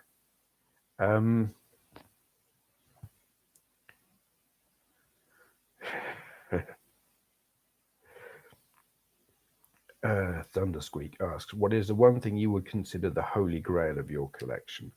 For me, it was a Sega SC3000H with English ROM. Linked a pic of it. That to you on your Twitter DM. Okay, I will look at that later. I can't look at DMs right now, but I will look at that. Holy grail of my collection. I'm not sure if you mean things that I would like to buy that I haven't got now, or things that I got. I think you mean things that I've got. I had several holy grails over the years, and they sort of got more ambitious over time as I got more confident with eBay. Like my first holy grail was a Vectrex, and then I picked one of them up in Game Station when they were still a thing that did retro. And then there was the MTX 512, and then there was the oh god, what's it called? Enterprise 64. But probably it will have been the Jupiter Ace, because they were rare and very expensive. I mean, in terms of the kind of money I like to spend or liked to spend on retro, it was the most expensive thing I bought. I don't actually remember what I spent on it now, but it wasn't a bargain. What I paid, I think, was the going rate. You know, I didn't pay too much, but the going rate was a lot. So we're probably talking about £300 quite some time ago. Yeah.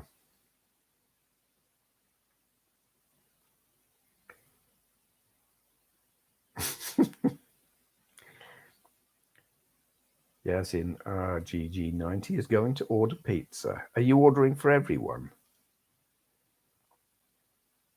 Still light up in Scotland. Cool. You see, I'm looking out that way. I wonder actually if there's more light over that way. I don't know which direction the sun goes up and down around here in terms of where I'm oriented. My dad took me to HMS Dryad, where he programmed the ship simulators for the MOD. I had HMS Leander to myself whilst radioing radar. A whole building of banks of binary switches and Winchester discs. Wow. Maymeister, greetings, welcome. How are you doing, Alan?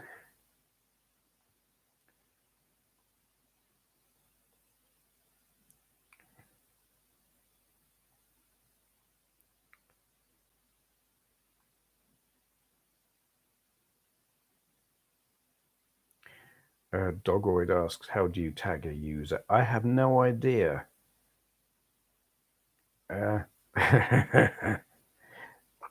Okay, putting that in front, if what Jesse is saying is right, don't do this to me, says Dogoid. What's Spalding's game shop? There was a retro. Oh, is it Game Link? Game Link in Spalding. Martin Murphy. Okay, Matt's answering that question.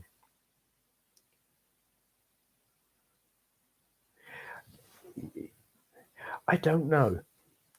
Matt saying that shop died just before this stuff got really popular. If he'd held out, he'd have a fortune in stock. I don't know, you see, because while what he'd got was great, the location of the shop was not optimal. Spalding is not a place you think of when you think of retro gaming. It's like you either live there and it's not a big place, or you're passing through and you're not going to stop. I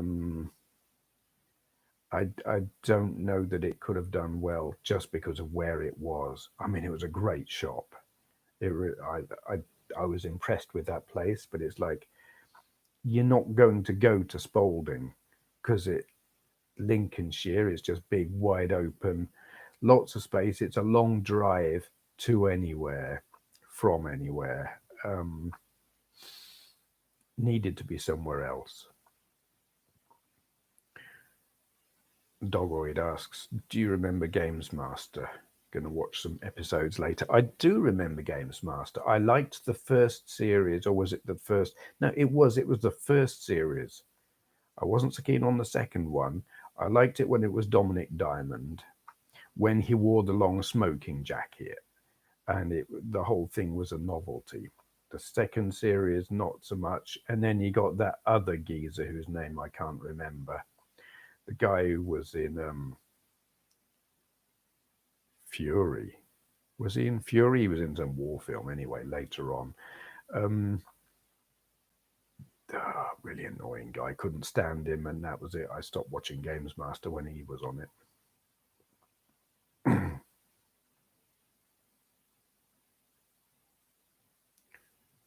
Scrolling back.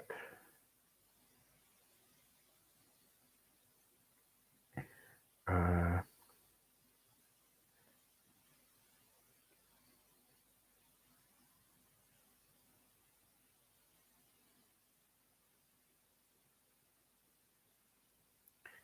Thunder Squeak says, "I repaired a Vectrex once. Was a fun system to play, but eventually gave me a splitting headache.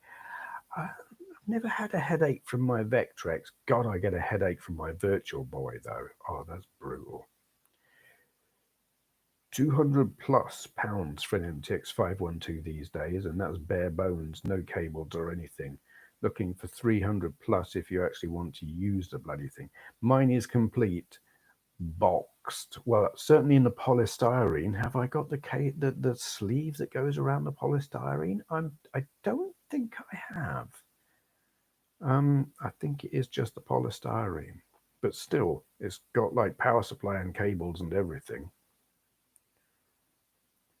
At CEX, Nintendo Wii's have gone through the roof in price, 60 plus pounds at the minute. Wow. That's maybe because they're so easily hacked and you can like plug in a USB hard drive and play GameCubes on GameCube games, perhaps, don't know. Or maybe it's just they're at that point now that popular retro stuff, the stuff that people are buying, gradually creeps forward so that the older stuff is less popular because the people who are buying are the age group changes. I remember when like Atari 2600 stuff was the stuff to buy, and NES and Master System and everything after that, it was like, that's not retro enough. And so it was cheap.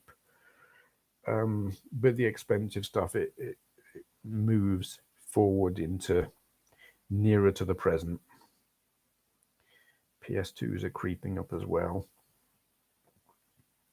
Almost a 4-hour stream, my word. Yes, we're at 3 hours and 43 minutes. And can't you just tell because I can barely speak now? We should go to the Winchester. What? Go to the Winchester and wait for all this to blow over. Thinking, is that a reference to Shaun of the Dead? Yeah.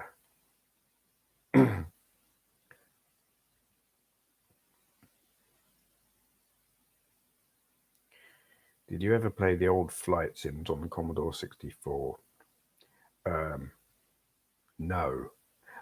I played a flight simulator on the ZX81, and I played Night Flight on the Sinclair Spectrum. And that's about it on computers. I played F-22 on the Mega Drive, which I wouldn't really call a flight simulator.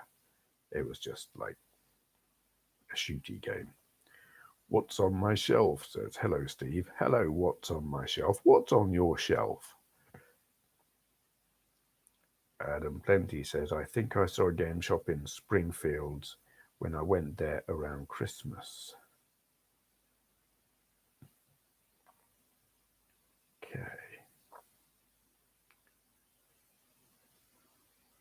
Not that long ago, you could buy PS1s with cables for a fiver. Yeah, PS1s were like super mega cheap. Jacob Buzzco says, I'm still wished by 8-bit Atari and Amiga 500 to play. Yeah, they're not cheap, but they're still good. Reliability is getting questionable on some of them, I think. Commander Fireside says, strange to think some systems we treasure now will not have the same nostalgic value in the future. Yeah, it's true. Um, the value of things changes. The stuff that is like in vogue as retro changes, but it's like antiques. If you watch Antiques Roadshow, and you'll see the experts talking about, oh, these things are they're not as, they would have got you a few thousand last year, but this year maybe a few hundred, and that's just how it is. um, it's partly about fashion, but it's partly about what's nostalgic for us. Well, we've bought probably the things that we feel nostalgia for, but then the next generation or just wave of gamers are buying the stuff that they grew up with, and that's a generation of console later. So the value of stuff, it shifts. Anyone remember Golden Axe? Yes, and I never liked it. Remove those Vata batteries. Yeah, my Amiga 4000 doesn't have one in it. Someone had already done that before me, thankfully. Um, I need to take my Acorn Archimedes apart. Steve, does your Amiga have an accelerator board? If so, which one? 060 or PPC? I've got an 060 board in my 1200 and a whole load of other stuff. I never got a PPC accelerator. Those PowerPC things were amazing at the time, but way too expensive. NDMax09. Oh, wow, this is super exciting. I haven't caught one of these properly since 2009. Hope you're well. Hello. Yeah, you caught, you're catching it just towards the end because my voice is going, but I am well. I can barely speak, but I am well.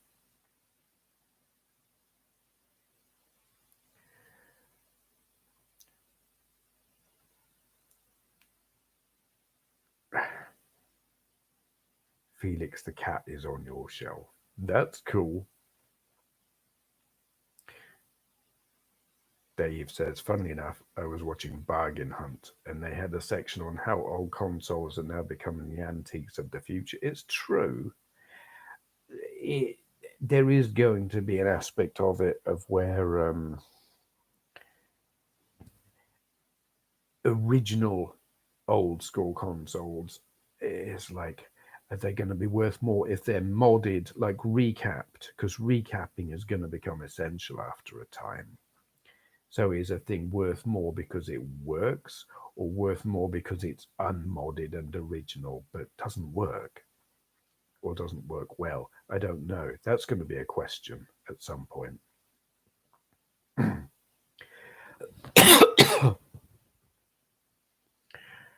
uh,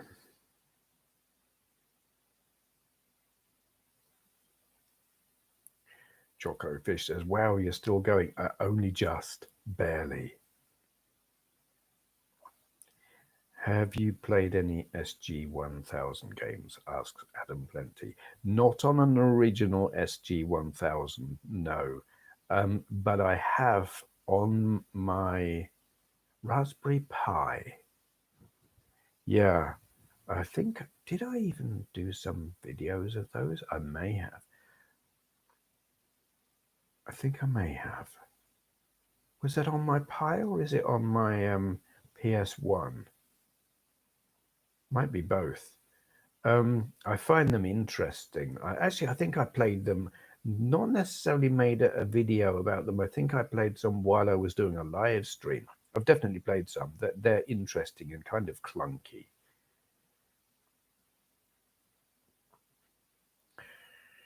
Josephine Lithia says, Steve, you're still streaming. Also get a drink. You sound scratchy. I am way scratchy. I will be stopping very shortly. I'm holding on for 4 hours.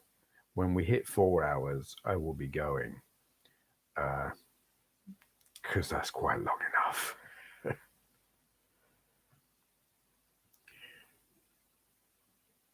Replay Retro says, I think various hardware and games will still be desirable even after the nostalgia is gone. Just like older cinema stuff still has value despite there being nobody left of its era to be nostalgic. I think you're probably right. I mean, there are probably not many people left who remember when The Wizard of Oz was out originally in the cinema, but it's still a brilliant film. So yeah, I think you're right that some games and hardware. I think Atari 2600 will always be a classic because it's such an important system, and some games on it, no matter how basic they are still really good games. Phoenix comes to mind, and Adventure. Adventure is a fantastic game.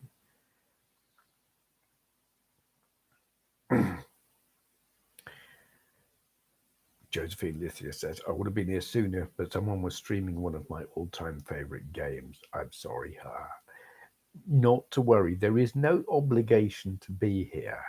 And it's all recorded anyway, so you'll get to watch if you feel like watching 4 hours of me go blah. Some people are crazy and like to do that.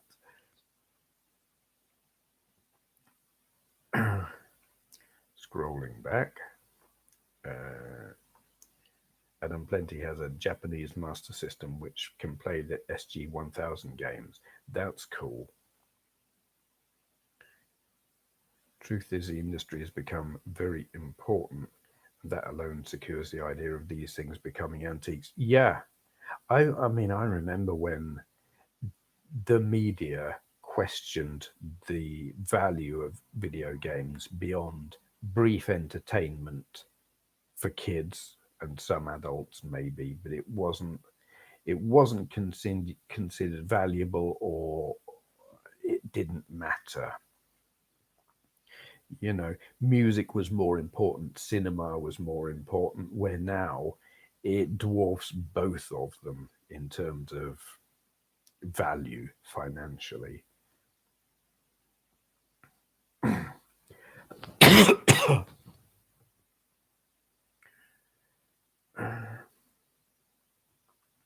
Thundersqueak says SC 3000H can play the SG 1000 games. So can the Sega Master System with an EverDrive. Yeah. I was going to say, yeah, I've done that, but no, I haven't. I've played Master System games on my Mega Drive with an EverDrive. I haven't actually tried playing SG 1000 games on my Mega Drive with EverDrive. I wonder if that would work because the Mega Drive basically has Master System hardware built in. Have I tried that? I can't remember. I should look into that.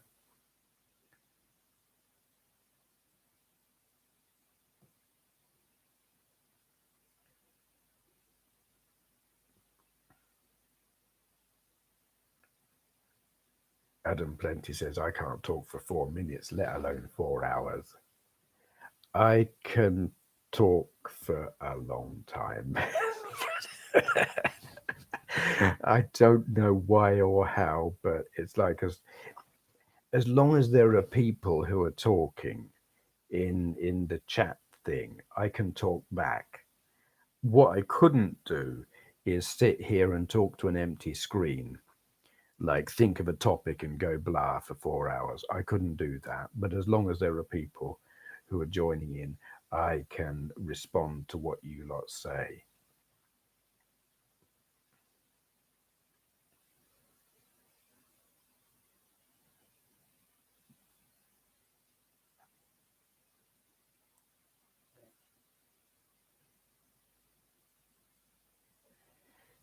Commander Firesight says, but with the Wizard of Oz, it's been force-fed generations every Boxing Day, Easter, bank holiday, etc. That's actually a really good point, yeah.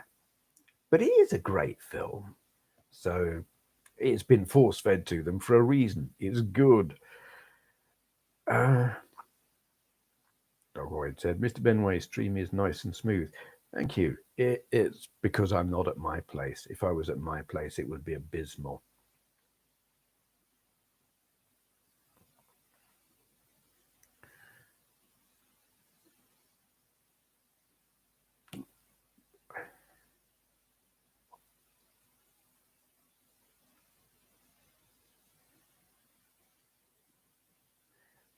Geigerpunk, Rob, hello you. Indeed, some of us are crazy like that and appreciate some long streams to watch. You're you're coming in at the tail end of this, Rob, but good to see you. I know you've been having a rough time, so I hope you're keeping your chin up. It is good to see you here.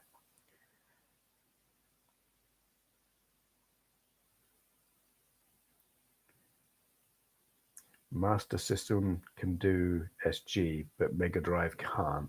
That's pity, really, because I have been doing. I haven't in a while, but I did a load of Master System games using the Mega Drive. Because I do, it's like I've got the EverDrive for the Mega Drive, and I don't bother getting an EverDrive for my Master System because it's like if I want to play this.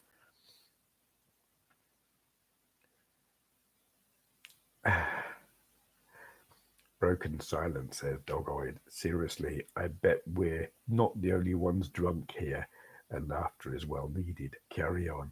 Yeah. No one can see you if you're drunk on here. It's text. It doesn't matter.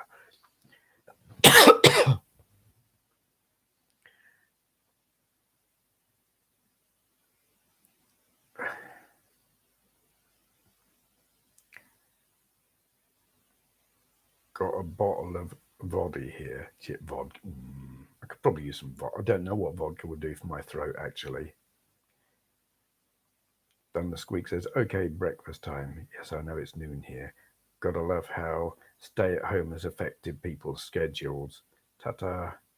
See you later. I think that. Yes. Okay, Jesse. Thank you for joining us. Nice to see you here. Enjoy your breakfast, stroke dinner, stroke whatever time it is. Desco vodka does the job. You're welcome about the tag thing. I scratched my head until someone showed me.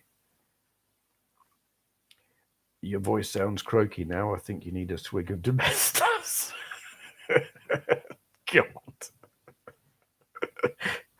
I was just going to go for Dettol.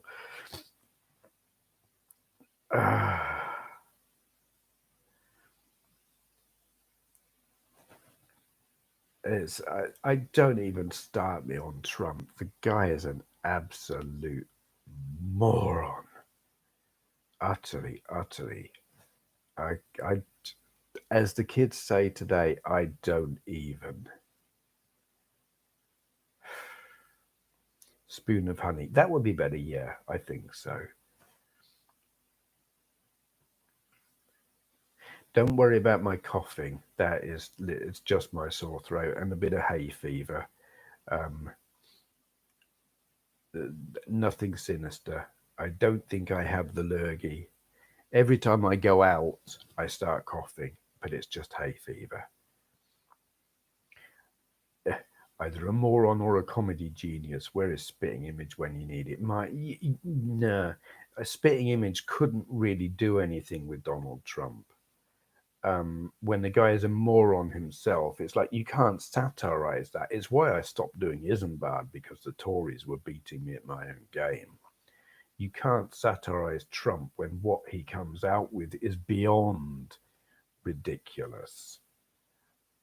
But it says something about the state of politics today that that the president of the United States can say something as insanely ridiculous and dangerous as that on national TV and not be removed from office instantly.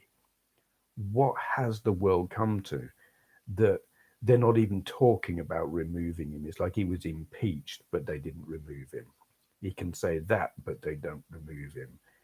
Politicians in so many countries, America and the UK included, they're doing things now that would have meant instant dismissal in the past. They just would have had to have resigned. But now, nah, they can lie blatantly and it doesn't matter. No one cares. The press don't challenge them. Um, and they get away with it.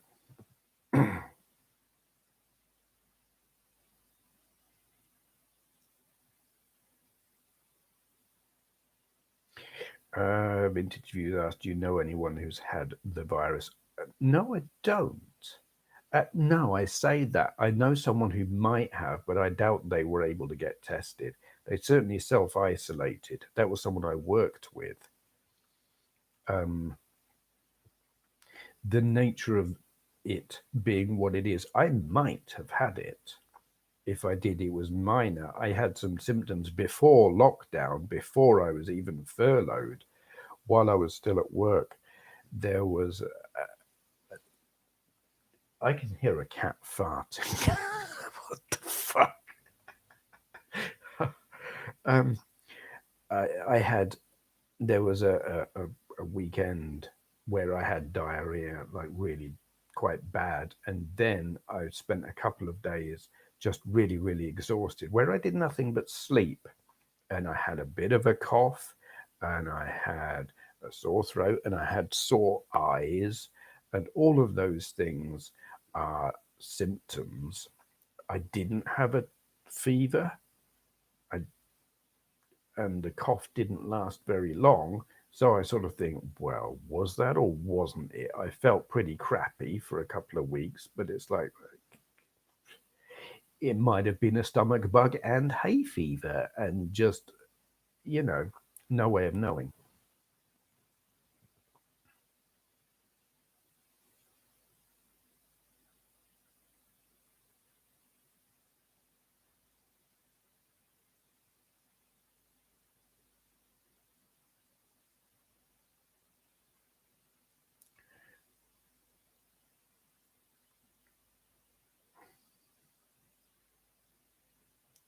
Spitting images, Ronald Reagan was more intelligent than Trump. Yeah, I completely agree with the walnut in the head. Talk games. Now, Dogoid, you need to know straight away. I talk about whatever the hell I want to, and if I want to talk politics, I will. Mostly I talk games, but sometimes I talk about other things, and it's not your place to tell me what to talk about.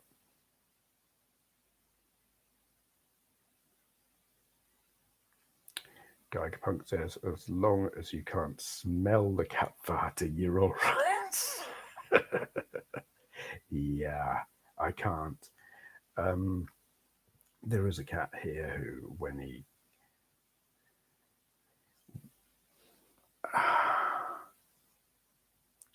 he's not farting, he's snoring.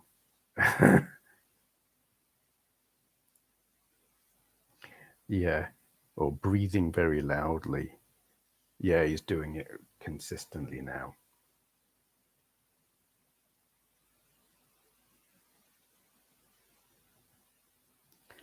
It is the cat I thought it was, but he's not farting. But when that cat goes for a dump in the litter tray, my God. And you really wanted to know that, obviously. Snoring kid. Yeah, you gotta love a cat that snores. There are three cats in this house, and they're all like cats tend to be, very different. This one's black. He looks a lot like Fowl, who was the cat who I put up a video a few years ago who had pancreatitis. He looks almost identical, except this one's got a slightly, one of his eyes is not right. He's got like, I don't know if he's got a cataract or whatever, but his eye is crowdy. Crowdy? Cloudy. Peter Ziba, I hope I'm pronouncing that right. Apologies if I'm not. Cats or dogs? I love both. If I had to make a choice, it would depend on my circumstances. As it is, I can't have my own where I live anyway. Um, if I was loaded, had lots of money, I would go for a dog. But if not, then cats, because cats are cheaper and easier to look after.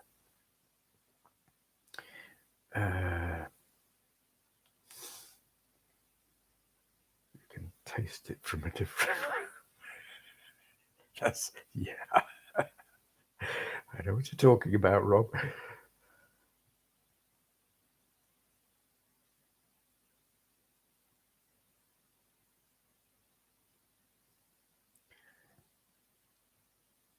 2 Dave says, we have 5 dogs.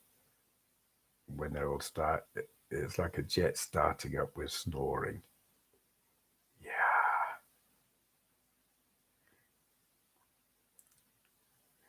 MD Max says, I hope I never get to the point where my snores sound like farts. The thing is, it's a quiet snore. He's not going, he's going. So it sounds like that, the non-farty farts, the quiet fart. This is what you come to this channel for, isn't it? To discuss cat farts and litter trays. God. I think things would move better if we just get rid of terms like far left and far right. Is your channel. I personally respect that not all voters are stupid. It's good to talk. Not all voters are stupid. Just the ones who vote for Trump. At the risk of opening a can of worms, will the Democratic candidates, all 30, some of them, were quitters, whiners, losers, in my opinion? I don't know. I'm very disappointed in what's happening in America at the moment, because Bernie Sanders stood down and really, he was the best candidate they had. And the other guy, whose name I can't even be bothered to remember, is shite. Trump is shite. So whoever you get next time around, they're going to be shite, and America is screwed. And that's a shame. I remember your video on, this is Rob says, I remember your video on Toy Commander on the Dreamcast years ago. In particular, the litter tray in that. Can rarely remember anything important though. Do you know what? I have no recollection of making that. But I recorded a video on it recently, thinking it was the first time I've ever played it. But I didn't get beyond the introduction, the tutorial, and I did really badly. And I've been sitting on this video thinking I probably shouldn't even upload this because I did really piss poor, and that's just at the tutorial.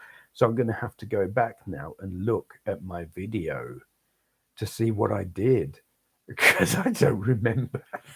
I didn't know I had that. Damn, my memory's shot. Thank you for mentioning that though, Rob. And that's something for me to go back and look at.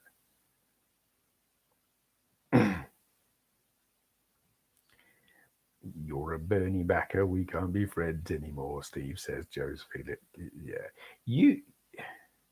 You think Bernie was extreme? No, he wasn't extreme. It's just that America is so used to having real proper capitalist, even like the Democrats are like they're capitalist. They're what do you call them?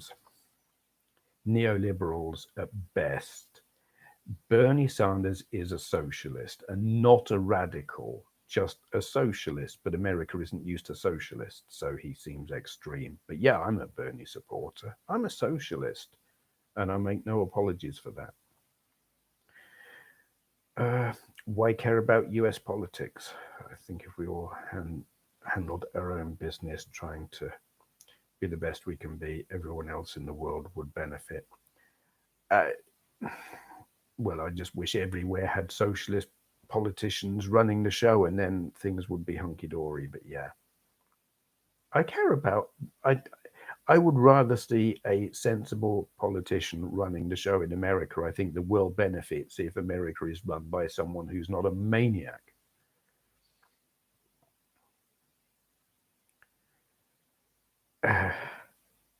Yep, I've done that a couple of times too. I'd say we're getting old, but that's already happened, hasn't it? Yeah, I think we're getting there. uh, I understand what you're saying, what's on my shelf, but the way the world works now, what happens in one country affects what happens in another. So I have an interest in what happens over there.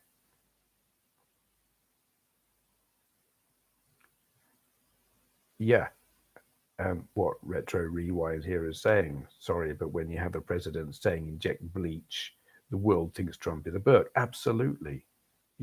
It's not what happens in one country is relevant to other countries, so people are going to have something to say about it.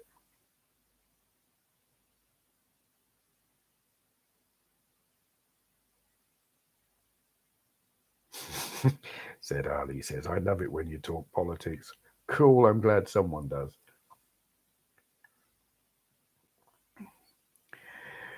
Bernie Sanders says free everything for everyone, but where would the funding come from? I'll tell you what, it's not free everything for everyone, but some things can be done free at the point of access and paid for by tax.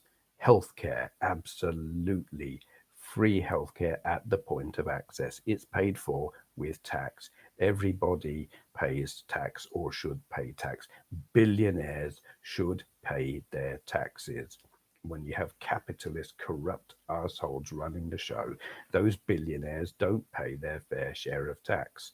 And then you can't afford things like free healthcare. And that's where it's wrong.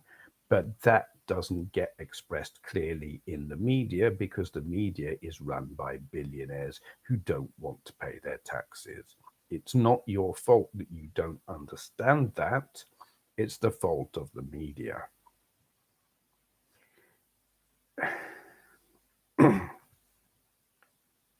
Not being able to get up from the crouching position without making involuntary oof noises is the first sign of old age. Yeah, I know exactly what you mean. That as you get up, yeah. What is a fair share? Well, I'll tell you what, paying nothing is not a fair share. When you've got billionaires who are living on their island somewhere with corporations wanting a bailout from the government funded by taxpayers while having paid no corporate tax whatever for over a decade, that ain't fair.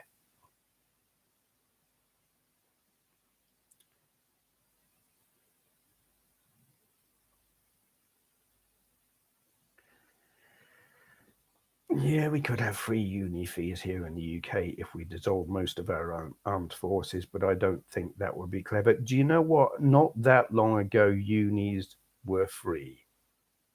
There were only university fees in recent years. It's not something that is impossible. We used to have it.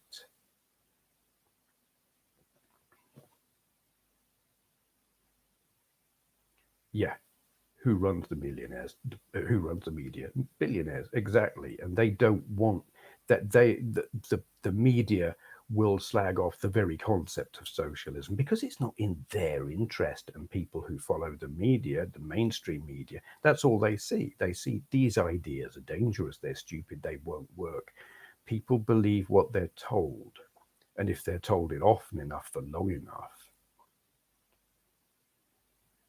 it just becomes the new reality. Socialism doesn't work. People believe that. It's not true. What do you think the NHS is? It's only broken now because it was defunded by capitalists.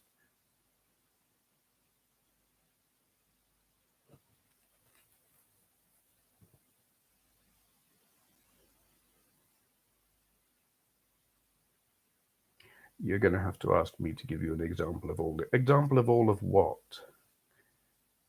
I'm sitting here running chat. I'm not going to give you links to articles. You can take it on faith or you can choose to ignore it. I don't care. If you want to,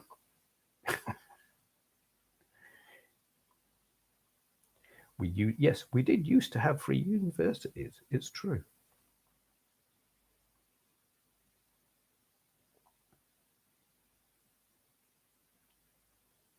Yep, you didn't used to have student loans. That's true. There used to be grants. You were just given money to go to university. You didn't have to pay it back. And it worked. It didn't break the economy. It's how it used to be. The way things are now is it's the new normal. People have got used to it and accepted it, but it's not how it was. And things used to work when things were paid for with taxes. Millionaires used to pay their taxes.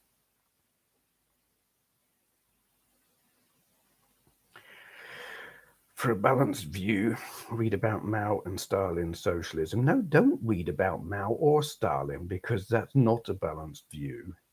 They were extremists. Read Byline Times. That will give you a decent journalism.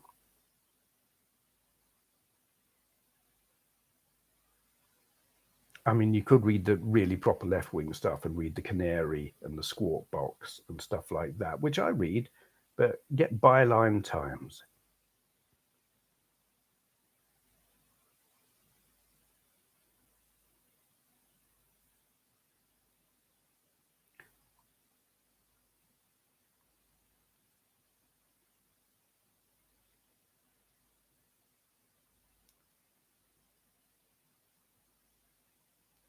Yeah.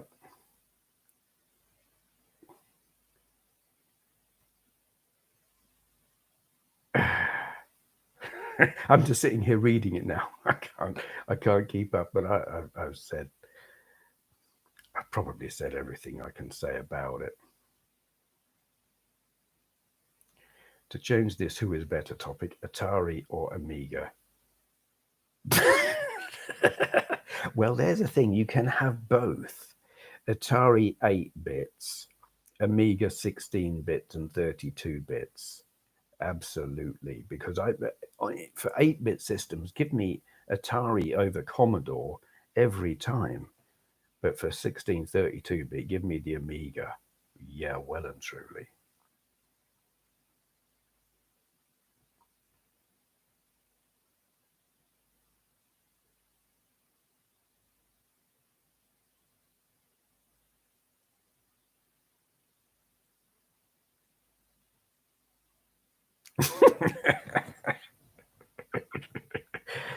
Go on, Rob, do you not agree? Which part of that do you not agree with? I don't like the Commodore 64. I really don't. I, I can't even tell you what it is about it I don't like. The sound is amazing, but something about the graphics is just too low res and chunky, and I don't like the colors.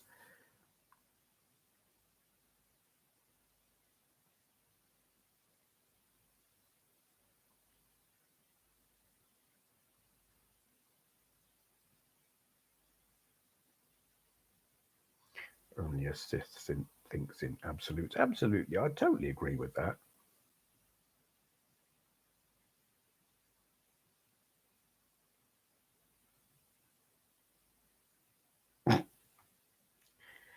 Isn't that statement itself an absolute? Well, there's a thing.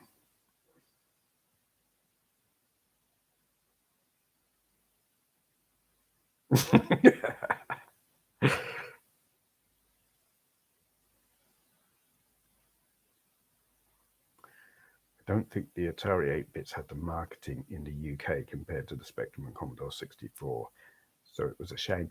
I don't know if marketing was the problem. I think the problem was at the time that the Spectrum and the Commodore 64 were popular, while the Atari had been out longer, it was still massively expensive. And they were, I mean, they were insanely expensive. Um, in my opinion, better performance, but I think it was like, well, the Spectrum was about 100 quid or 114 or 129 or something like that. The Atari 800 was something like £500. Um, and while kids with rich parents could probably say, oh, £500 or 400 or whatever it was for the BBC Micro was justifiable because education, the Atari 800 for 500 quid, it was like, no, it's for playing games. It plays really good games, but it's still, that was insane money. And that, I think, is why they didn't go well or sell well.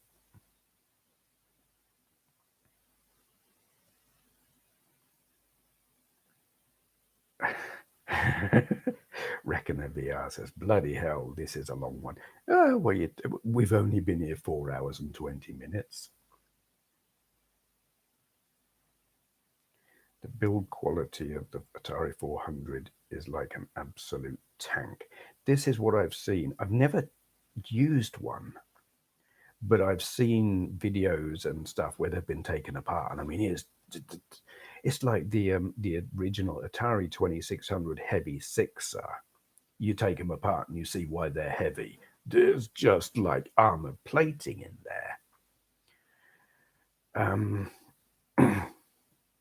Yeah, so that definitely couldn't have helped with the cost. But that, I think, is why they didn't do so well. I can't remember as a kid seeing the Atari set up in Dixon's. Now you mention it, neither can I. Probably Dixon's couldn't afford them either. I don't know where actually sold them, so maybe they didn't have the coverage. I've recently built a MAME cab, which is one of the best things I've done. If you've considered it but never got round to it, highly recommend it. I would love to build a MAME cab, but I don't have the space for one, unfortunately. Joe is back. Hello. Hello. Hi. 4 hours. Why? Been doing it a little while. Lost my voice. Right, I am going to call it a day there because it's been a long one and my voice is gone and Joe is home. So I'm going to spend some time with Joe before she goes to bed because early morning.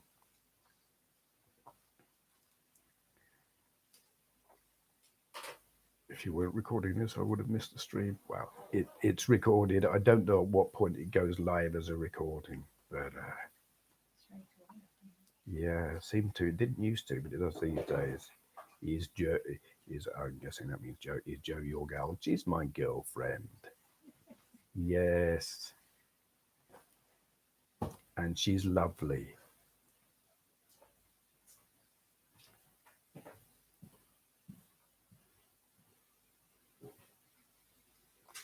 Yep.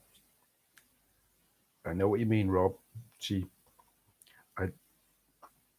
As far as we know, no one who she has to care for has got it. But, you know, puts herself in potentially in harm's way. Not really, she says. Seraphinated is here and says, ooh, you're late. We're just going. You missed it.